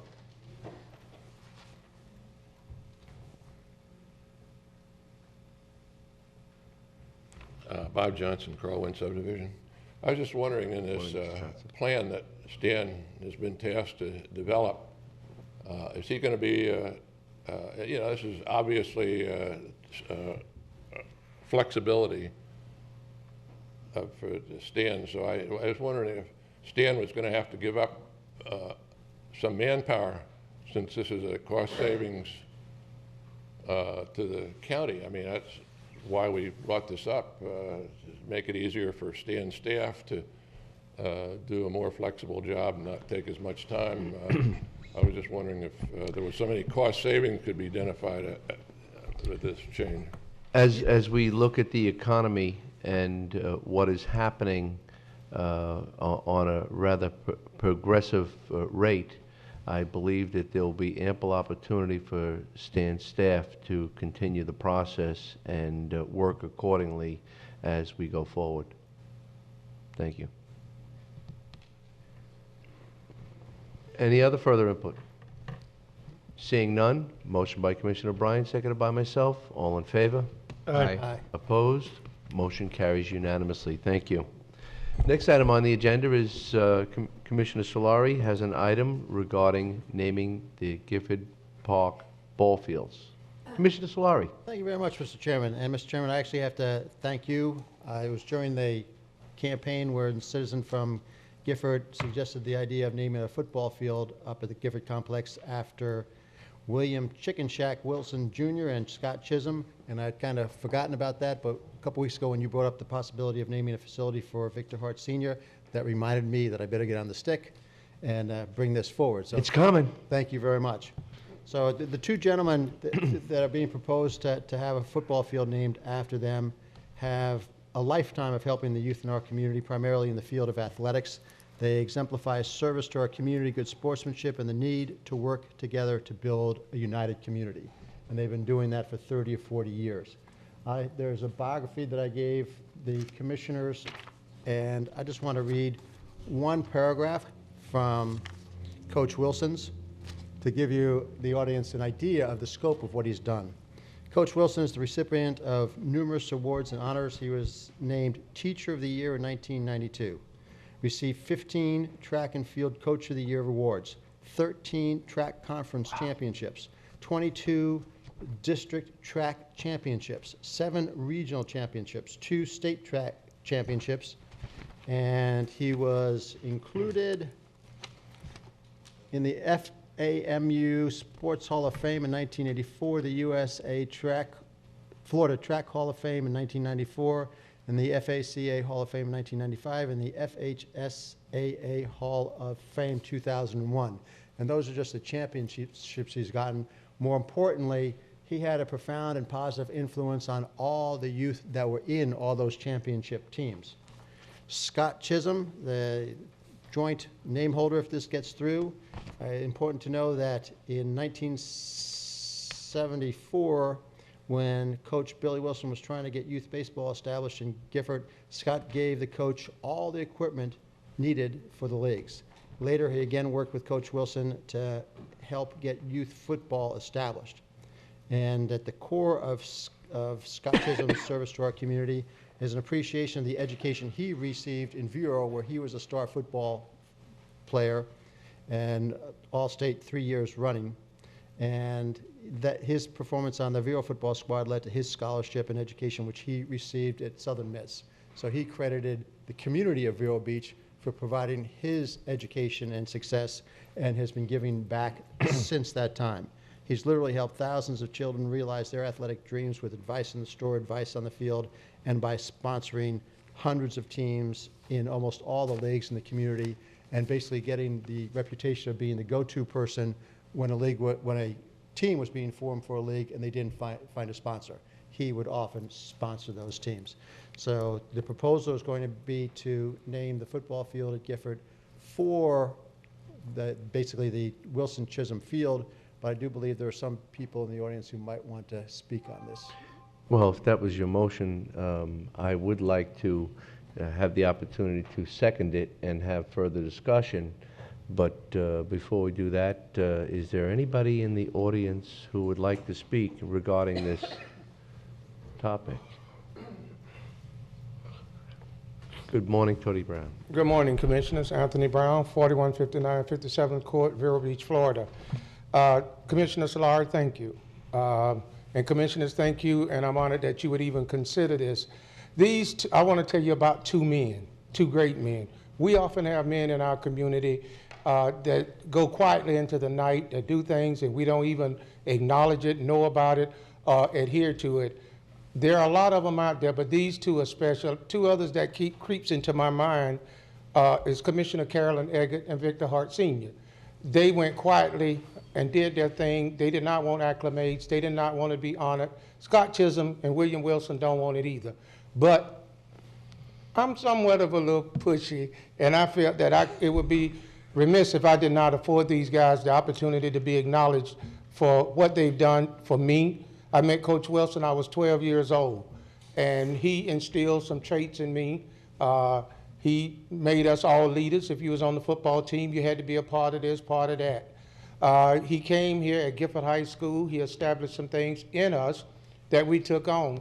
Many of you don't know that in 1968-69, when Vero Beach High School was integrated, Coach Wilson, Lauren Gianimo, and Mr. Jenkins were the 2 people that took myself, Chico Valdez, Buddy Mixon, Bill Bruner, Jim McDowell, Joe McDowell, Mark Gallo, David Cypress, all of us in a room, and told us, and if you remember Lauren, he was a big guy, said, you're going to make this work. These are the things that William H. has done, as well as mold some leaders. Scott Chisholm I met through Coach Wilson because they have a brotherhood. They are beyond friends, and they've been working in our community, providing for our children, instilling character traits in our children, as well as in me. I knew Scott on my own, but I knew him through Coach, and as a result of Coach knowing Scott, Coach knowing me, Coach being a friend with Scott, I became a part of that clique. And the 3 of us have had many times where we sat down and discuss our children, our community, our athletes. To show you who Scott is, Gifford had his Little League baseball team. We had going to the Little League tournament for the first time. We didn't have enough money to buy anything but hats and shirts. So we went in, me and Joe Idlet III, we went into Scott one day to pick up our jerseys and our hats. I said, Joe, I got $70.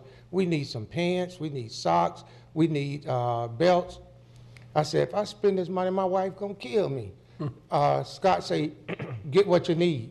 I looked around and said, is he serious? He said, get 15 of what you need. The pants were $22 a pair. The socks was $9. The belts were $8. He said, this year, Gifford is going to the Little League in style. This is the Scott Chisholm that I know of and love. And Coach Wilson always would say, if you got a bucket of water and you stick your hand in the water and you remove it, I don't want that to be Scott and Coach's legacy. Remove that hand. Let's leave them something. They don't want it. We want it for them. And I appreciate the opportunity and the thought process that you would do this for these two deserving men. And I hope you vote in approval. Thank you, Commissioner. Mr. Brown, you just touched on something, the selflessness of these two individuals. And yes, you did give a very good account. I don't think that everything that Scott and Coach Wilson has done could actually be brought to the table without an 11 o'clock meeting. Yeah, I'll be here 6 months. And yeah, but again, when this was discussed earlier, both individuals said that's not necessary. I don't believe that should be done. The kids are my reward. Right. And I have to tell you that I was moved back. Actually, Mr. Chisholm said, please don't. He rather just continue on doing what he does best and helping kids, but this is a great day. And Coach Wilson often says when a commissioner was reading all those acclimates and trophies, he said, I just drove the bus. So these are the type of men that we're dealing with, and they are two peas in a pod. And Commissioner Solari, no, I had to kind of strong arm them because I thought it worthy, and I thought them worthy of this. It's something small, but it leads because many of you don't know, Scott Chisholm, Jason, you might know, they were the ones that fought for that field in Gifford. They totally fought to have that ball field put there, and I think the world should know, especially the community should know, that they cared because Gifford, the residents could not afford the cost factors involved with recreation, as it started with Commissioner Edgar with the Little League baseball. Scott and Coach Wilson did it with football to afford the kids in the Gifford community an opportunity to have this field, to play football. But now, Jason, as well as all of you know, it's the county's football field. So their dream has flourished and become bigger than even they thought. Thank you. Thank you. Jackie Good morning, Solari. ma'am. Hi, good morning. Jackie Solari, 730 Painted Bunting Lane, Vero Beach, Florida. Thank you, commissioners, for hearing us this morning. Today, the commission has the opportunity to name a sports field after two important men, Coach Wilson, who had a great influence on my life, and Scott Chisholm, who impacted my friend Chris Sexton's dance program and life. Having grown up in Indian River County as the daughter of a coach, I can attest to the importance of coaches. Coach Wilson touched thousands of children's lives, mine included. He always was a positive force, a warm and caring person, and always had a ready, contagious smile, and when needed, an encouraging word. My friend, Chris Sexton, calls the Chisholms unsung heroes. Approximately 30 years ago, Chris went to Scott and asked if he would carry a line of Capezio dancewear and shoes for her dance program. He and his wife Brenda came back with a yes. Chris told me that it was a financial commitment that may not have had returns. Over the years of the Chrisdale dance program, Scott would either underwrite dance attire for underprivileged children, or whatever Chris needed, Scott would try to accommodate her. It touches our hearts to know that for generations to come, Children will be excelling in sports and hopefully know that these two men cared enough to make a difference in our community. It is our hope that this will come to fruition today, and we will have a sports field named after Coach Bill Wilson and Scott Chisholm. Thank you very much. Thank you. Is there anyone else who wishes to speak regarding this? Well, I did say with discussion, and Commissioner Solari, I want to thank you for bringing this forward. When we were first approached a while back, I was compelled to review a lot of documentation on the ongoing discussion of naming locations and naming them after individuals, whether living or deceased.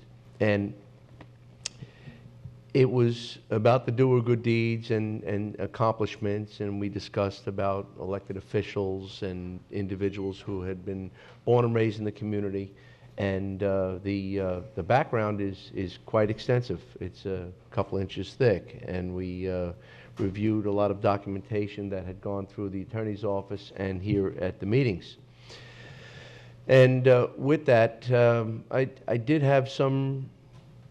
Again, my second is without reservation, but during that time of discussion, I did have some concerns or reservations about where do we go from that point and where do we go next. And it was vetted out, and then I guess I had an epiphany, well, one of those moments when I recanted back to when we dedicated Lundy Baseball Field.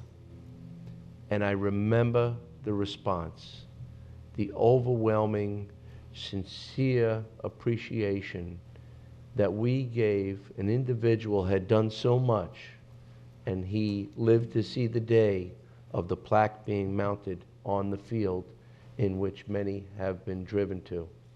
So again, it's with great honor of that support. And you mentioned about the you heard some discussion when I was talking about the Brownfield decision regarding the Gifford landfill, and being compelled to say I would like to name this after Victor Hart Sr. And again, I said that would be for a later day. Well, that later day is coming, and I just, not to take away from this moment, I just wanted you to know that the discussion has evolved from that site back to Gifford Park. And I don't believe that it would, I don't believe it would detract from this, as we have Lundy Field, and we would have these football fields that are greatly honored, but the Gifford Park complex. In discussing with community leaders and the Hart family, there are quite a bit of Harts out there, and dealing with many individuals and their input, it was near unanimous to gear that energy back towards the Gifford Park area, the complex, so that it would be a befitting monument of all the achievements that Victor Hart Sr. has accomplished and driven since the 60s. On your words, Mr. Chairman, I think that's more than appropriate. I don't know if we can do that today, but if you were under your matters in the next meeting or so, bring a matter where you want to name the present Gifford Park something like the Victor Hart Senior Community Enhancement Complex, I would be honored to make the motion for you, as you're not supposed to make motions at that time. Well, I appreciate that, and that was done in full sunshine. I want to say that I appreciate that support. Just for the record, next week's meeting will contain a proclamation honoring the achievements of Victor Hart Sr., and it may be appropriate, since he shall be present in the room, that we go forward with that in mind. But I didn't want to take away from... Proclamation, we don't generally make motions, so you can either tell me that you're... No, I'll have an item. Good. I'll have the item. Forewarned, we will have another item out there. But I appreciate that, because when when I had discussed I wanted to put a mark on the recovery of the former Gifford landfill site, and I felt that was fitting, and it caused pause again, and further discussion, and further evaluation of all the discussion that had taken place. But by that being on the agenda, it gave me the reflection time, and I wanted to put this out into the public that we did have a wonderful experience honoring Lundy Field. And I believe that we're about to embark on a few more wonderful experiences. So thank you all. Thank you, Mr. Chairman. With that, is there anybody else that has further discussion on the board? And no other members of the public? Well, with that, we have a motion by Commissioner Solari, seconded by myself, to go forward with the appropriate naming of the football fields at the Gifford Park. All in favor? Aye. Aye. Opposed? Motion carries unanimously. Thank you. Thank you. Mr. Chairman, I assume we'll get the signage in place and schedule a ceremony, coordinate with the community and get something established for that. Yes, well, we'll give you ample time to, and Public Works to develop the best in signage, and then we will bring it back, give a public announcement of the dedication, and invite the public to the, and hopefully the two honorees will be able to erode on their humbleness, and we might need the assistance of Tony Brown to get them there, and if it's by force, we might need a few others, because these guys are just too humble. Yes, but yeah, we'll look forward to that day of dedication. So we have we've voted and we're moving on. The next item on the agenda is an item from Commissioner Tim Zorc, which is a request to discuss the scheduling a meeting on the development review process. Commissioner Zorc. Yes, thank you, Mr. Chairman. And the topic is going to be a little bit broader of what we're looking at. I've got a few notes I wanted to read through at this time. We're fortunate in Florida to be at a time of economic expansion and job growth opportunity here in Indian River County, something we hadn't seen for quite some time. However, over the past few months, I've been receiving an increasing number of calls, everything from people looking at visiting model home centers, engaging which house to go under contract for based on what the salesperson tells them how soon they can get their permit. Never heard that before, ever. One of the most surprising ones that I've ever conversation had with a nice local resident. And the answers from the developer side are sometimes as hard to understand as what the questions you get from some of the public. But more directly, from the professional side, the engineering side, the developer side, apartment builders, developers, small and medium builders are raising a number of questions. Why do we do this? This is the policy. It's been on the books for a long time. I think it's time for a fresh look at some of these topics.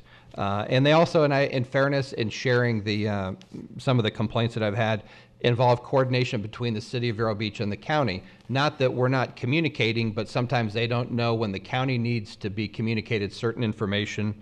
And one, since we have Rich Spurka standing in the background, I was surprised to find out that our Public Works Department is reviewing traffic study reports for the city of Vero Beach on projects inside the city. Not sure why we do that. Is that a good thing, a bad thing? If there's not a public county road benefit in question, should we be doing work for the city? So that was a bit of a surprise, and obviously that takes staff time, but that's the agreement that we have, and is it appropriate or isn't it?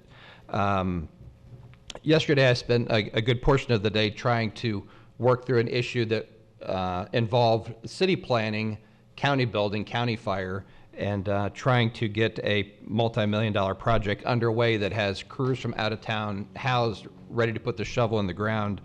And we're trying to get that last couple of items addressed to get the permit out the door so they can start working and calling in inspections. Another recent issue a couple of weeks ago, which again, we've always been able to try to work through these at the 11th hour. What I would like to come up with is how we can change and modify our policies and procedures so that it's not the 11th hour, that we're dealing with these in a normal course of business up front in the beginning, so we're not at the time of CO. Another one was a multifamily project where the building had been completely CO'd and there were no life safety issues. It's a multi-phase project, and a coordination between a county contractor that IDs something from the utilities department tagged something wrong, which caused a delay in a department sign-off, which then caused a delay for the temporary CO. And you go, well, that's not much of a big deal. We got it done the next business day. Well, except it happened on a Friday, and the moving trucks were in the parking lot, and then the apartment developer has to then provide temporary housing, scramble to get hotel rooms to house all these people, because they started on Monday and they get to Friday at 3 o'clock, and then this glitch comes up. And again, how can we just come up with policies, procedures, review what we do? Other instances where we have, we're all very proud of our landscaping requirements that we have in the county. Sometimes, you know, trees don't all grow the same in the same sunshine. And, you know, we have the intent of the code and we have the reality of how the code needs to be implemented, and staff is really bound by the rules, and maybe some of these it's time to take a fresh look at the rules that we have. Back on general permitting, I attended Governor Scott's job summit last week in Orlando, and I was surprised to see how many of the speakers spoke on how long will it take my company to get a permit if I was building something in your area. And it's very much on the forefront of site selectors, economic development consultants, that if it's known that it takes you a long time to get a permit, you're not going to score as well when they're looking at potential site locations for companies looking that Governor Scott recruits to Florida. Now they're going to pick somewhere in Florida, but are they going to pick you? Okay. So I think, there may be some folks here that want to add some additional comments. There's a long list of type of inquiries that I've had, but I'd like to see if the commission feels, have a kind of open workshop event that would have representatives from the building department, public works, our planning, City of Vero Beach planning, after seeing some of these issues that have come up of communicating documents back and forth, the fire review side, kind of anybody that touches part of the permitting or review process.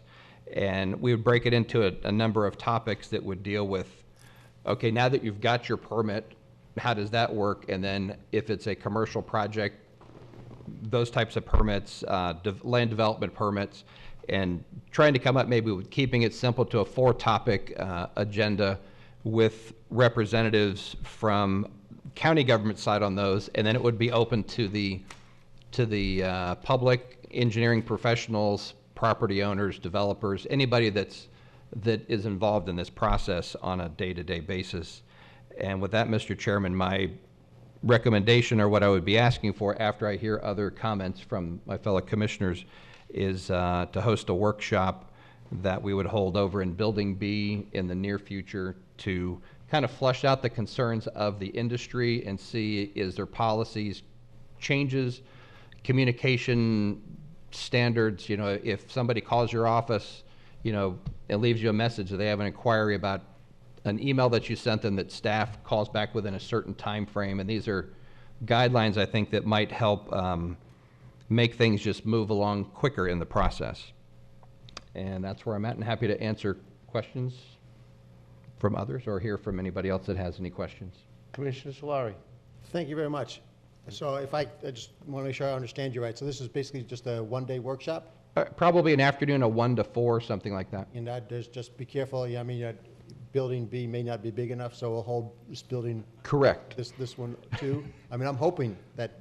Yes, and that was I put here holding building B unless attendance is larger and more spaces needed. Or even ask the Sebastian City Hall for their, because that's a good place for something like that. Mm-hmm. So if I understand you right, basically you just want a good workshop where everybody in the building, the development, the engineering community could hopefully share their experiences about how things they thought might have been able to go better more quickly. So with the end result that we try to build in more flexibility, more streamlining, and more common sense, with maybe at the end of the day, some sort of mechanism like we had in the common sense, Commissioner Davis's common sense ordinance, and where we may end up, say, giving, with these smaller items, giving the county administrator flexibility to okay in them on a Friday afternoon, with enough parameters there, so he'll know that his, job isn't on the neck, but that he understands basically it's a mechanism to bring the real world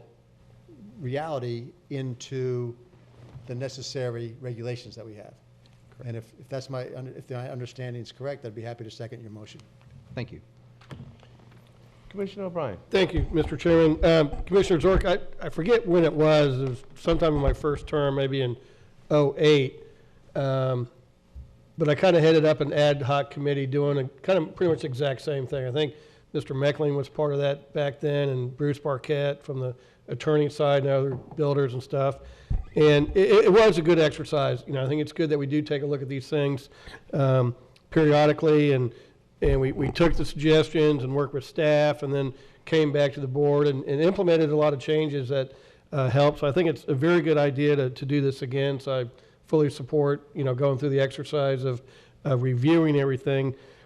I would point out one thing, and my experience has been on the issuance of permits and such.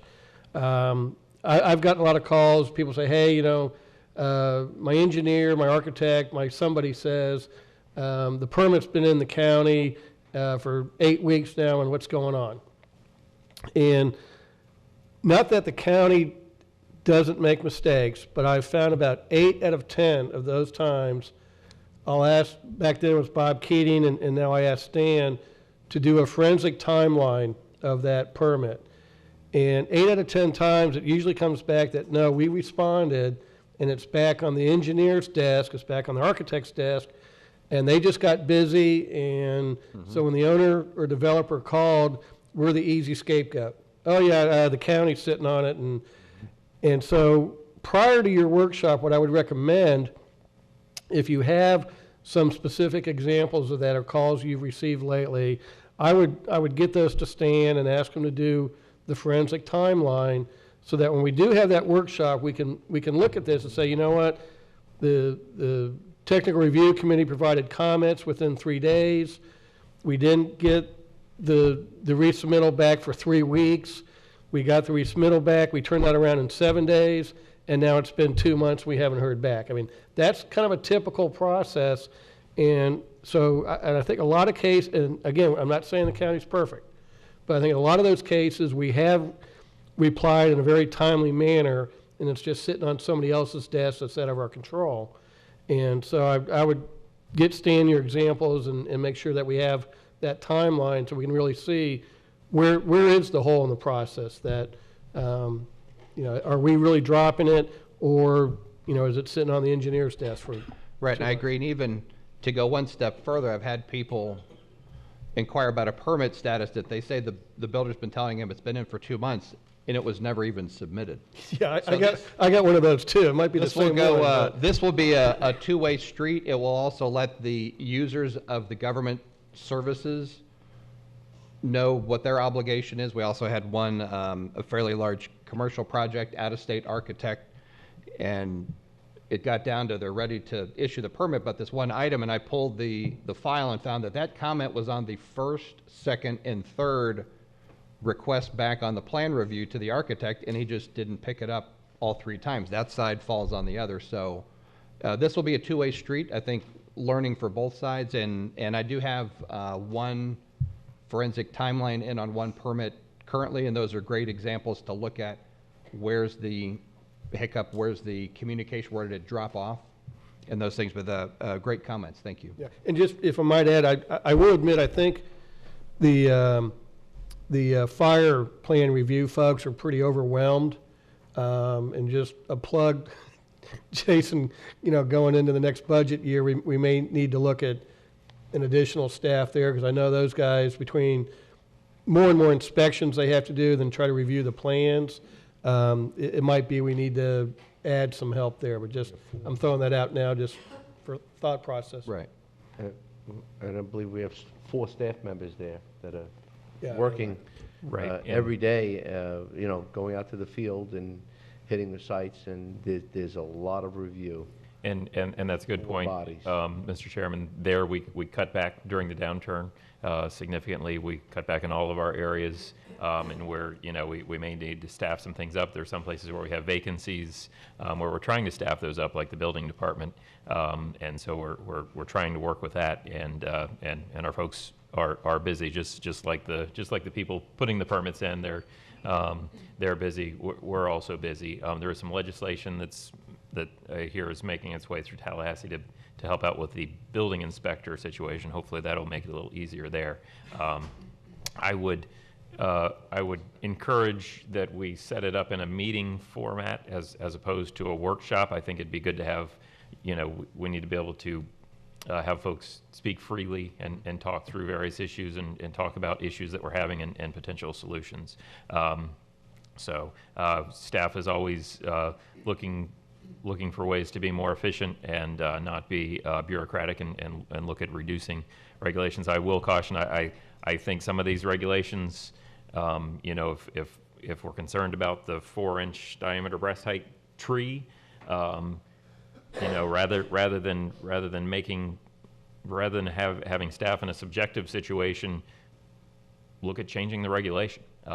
Because I'm real, because everybody, oh, well, it's a 4-inch, it's a 3-inch tree and it'll grow. Well, the difference between that and a 4-inch tree is, I don't know, let's say it's $50 more a tree, and they got to put 20 trees on site. Well, the person that puts the more expensive trees on is paying that $1,000 penalty, and then staff is ending up having to make changing rules for some and not others, so you can get into a situation where we're punishing the folks that do have the 4-inch tree, and the folks with the 3-inch tree we're making a big issue of it. I think I would encourage that maybe we look at the regulations that staff is tasked with enforcing rather also while we go through the process. The only thing there, Jason, is say it's 4-inch now, and somebody wants to get by with a 3 or 3.5 inch. If you change that to 3-inch, I guarantee someone's going to come in with a 2.5-inch tree. So I don't think the problem is the size of the tree. It's just making sure they know, okay, listen, here's the rule, get a 4-inch tree. Because we can change it to 3-inch, but I guarantee you someone's going to come in with a 2.5-inch. I mean, that's just my thought. But I don't think going smaller is going to solve the problem, because they're going to cheap it the next size down. Yeah, I understand, and I just some of these things they are costly to do. Sometimes we've seen this, like when we were doing the fire station, we had to put in a modular for the fire station. We had to put in a lot of landscaping because we were in a corridor that required additional landscaping, and those are barriers to business too when someone's looking at putting in a business. So there are opportunities there. For us, I would say.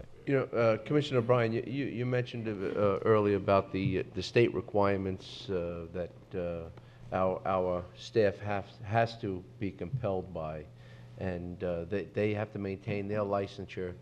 And as far as some of those requirements, I don't see a great deviation in some of those requirements, but the methodology and application, I think, will be well vetted and discussed during this meeting. And I believe there might be some room for adjustment. We have to be open-minded that perhaps there is some room for adjustment. Maybe that wasn't a good example, but a lot of what former Commissioner Davis had brought up about the common sense approach, again, not looking at the safety handrails, the ADA requirements, but there are some things that we can just move forward to ensure that we have the proper development. So well agreed, but I think it's going to be a lot of operation discussion too, and deployment mechanism on both parts, the applicant and the county. And it's good to look at these things every so often, and the environment changes. Things that worked because of the pace of things that were working well in 2010, when things were a little slower, maybe we need to look at something different as times are faster. So it's always good to make adjustments and have that communication and review what we're doing, see what we can do better. Thank you. Commissioner Adams. Just two things. I think everybody has covered the bases on this one. I appreciate you bringing this forward, Commissioner Zork. I too have gotten some of those same phone calls. I think having a dialogue with the groups that are being impacted would give us a clear direction on how to move forward. So I encourage that. I would only also encourage that that be somewhat more structured than just an open free-for-all. So we do get a clear direction of what we need to do and what needs to be implemented.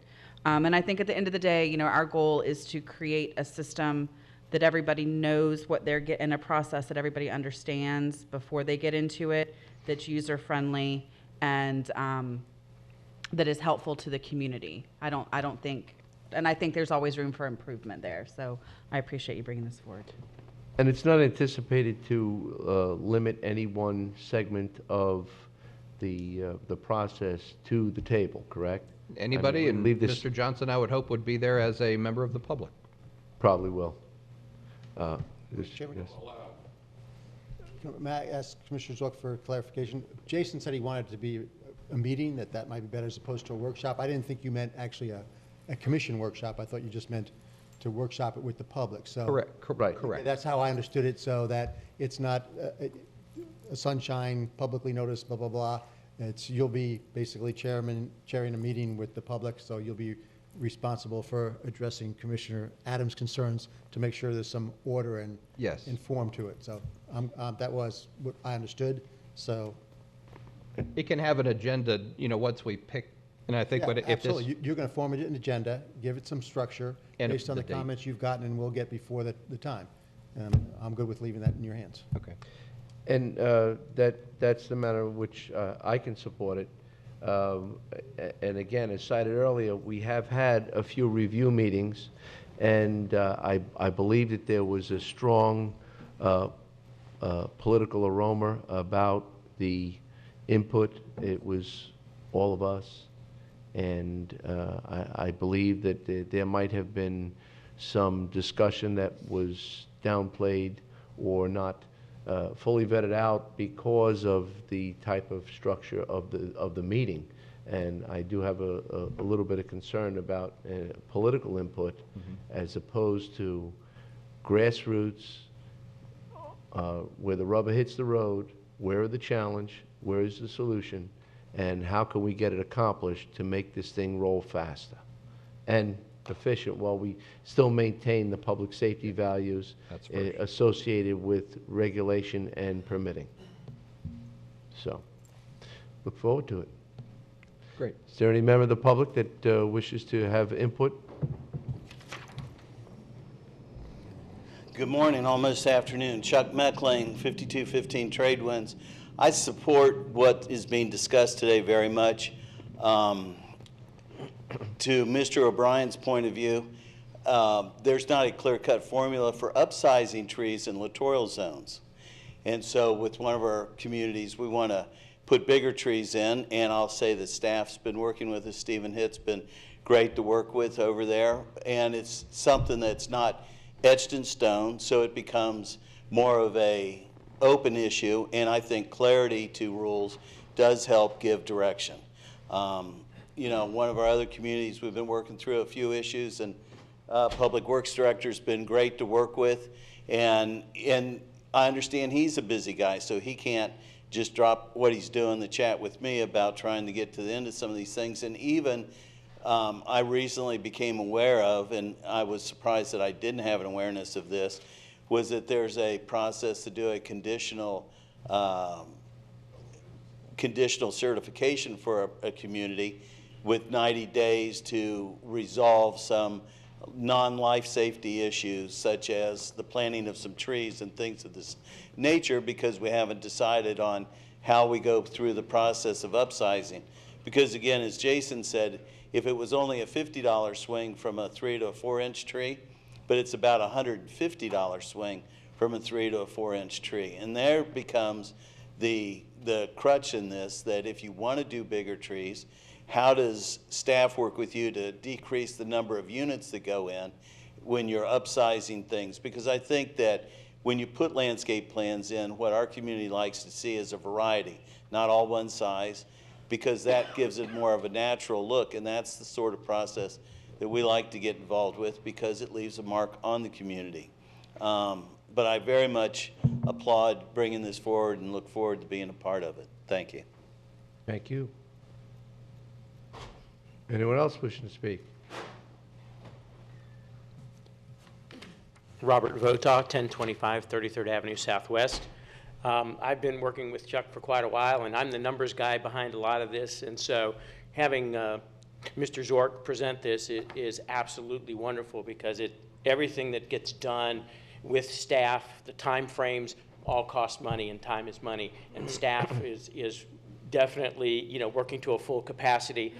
They've been wonderful working with us, but I do believe that the community needs some input on getting some of these things passed, and I would be willing to volunteer my time as well in this discussion, in these meetings, and see if we can't get some things tightened up a little bit for the developers and any other builders that are building here at this time. Thank you. Thank you. Anyone else?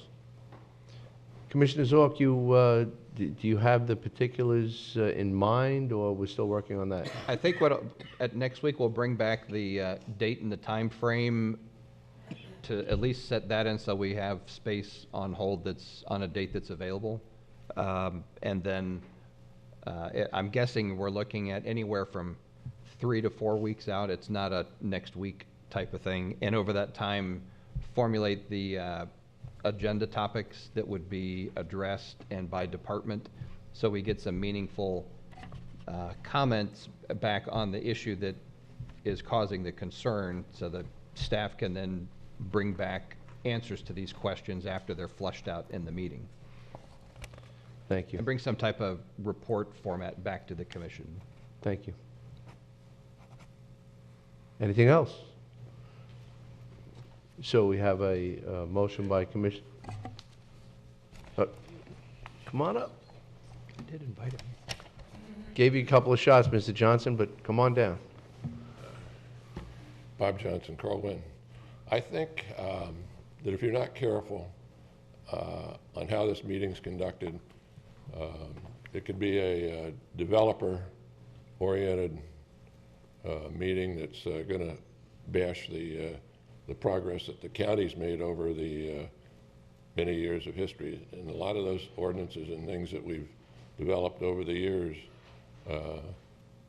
have a reason, and I'd like to just caution that it does not turn into a that kind of situation. Thank you very much. Well, this is Commissioner Zork's second term, so I think he can handle the heat. He's asked for that discussion, and most certainly this open discussion may bring about some positive change and make things more efficient as they have in the past. Again, we remind that we're not going to compromise public safety and many of the regulations that ensure for a safe community. But I believe that we can have that discussion, and however long it takes, and any resolution or address or correction, again, will not be occurring in that room. It will be occurring before you, the public, at this board, and we will fully vet it out here as well.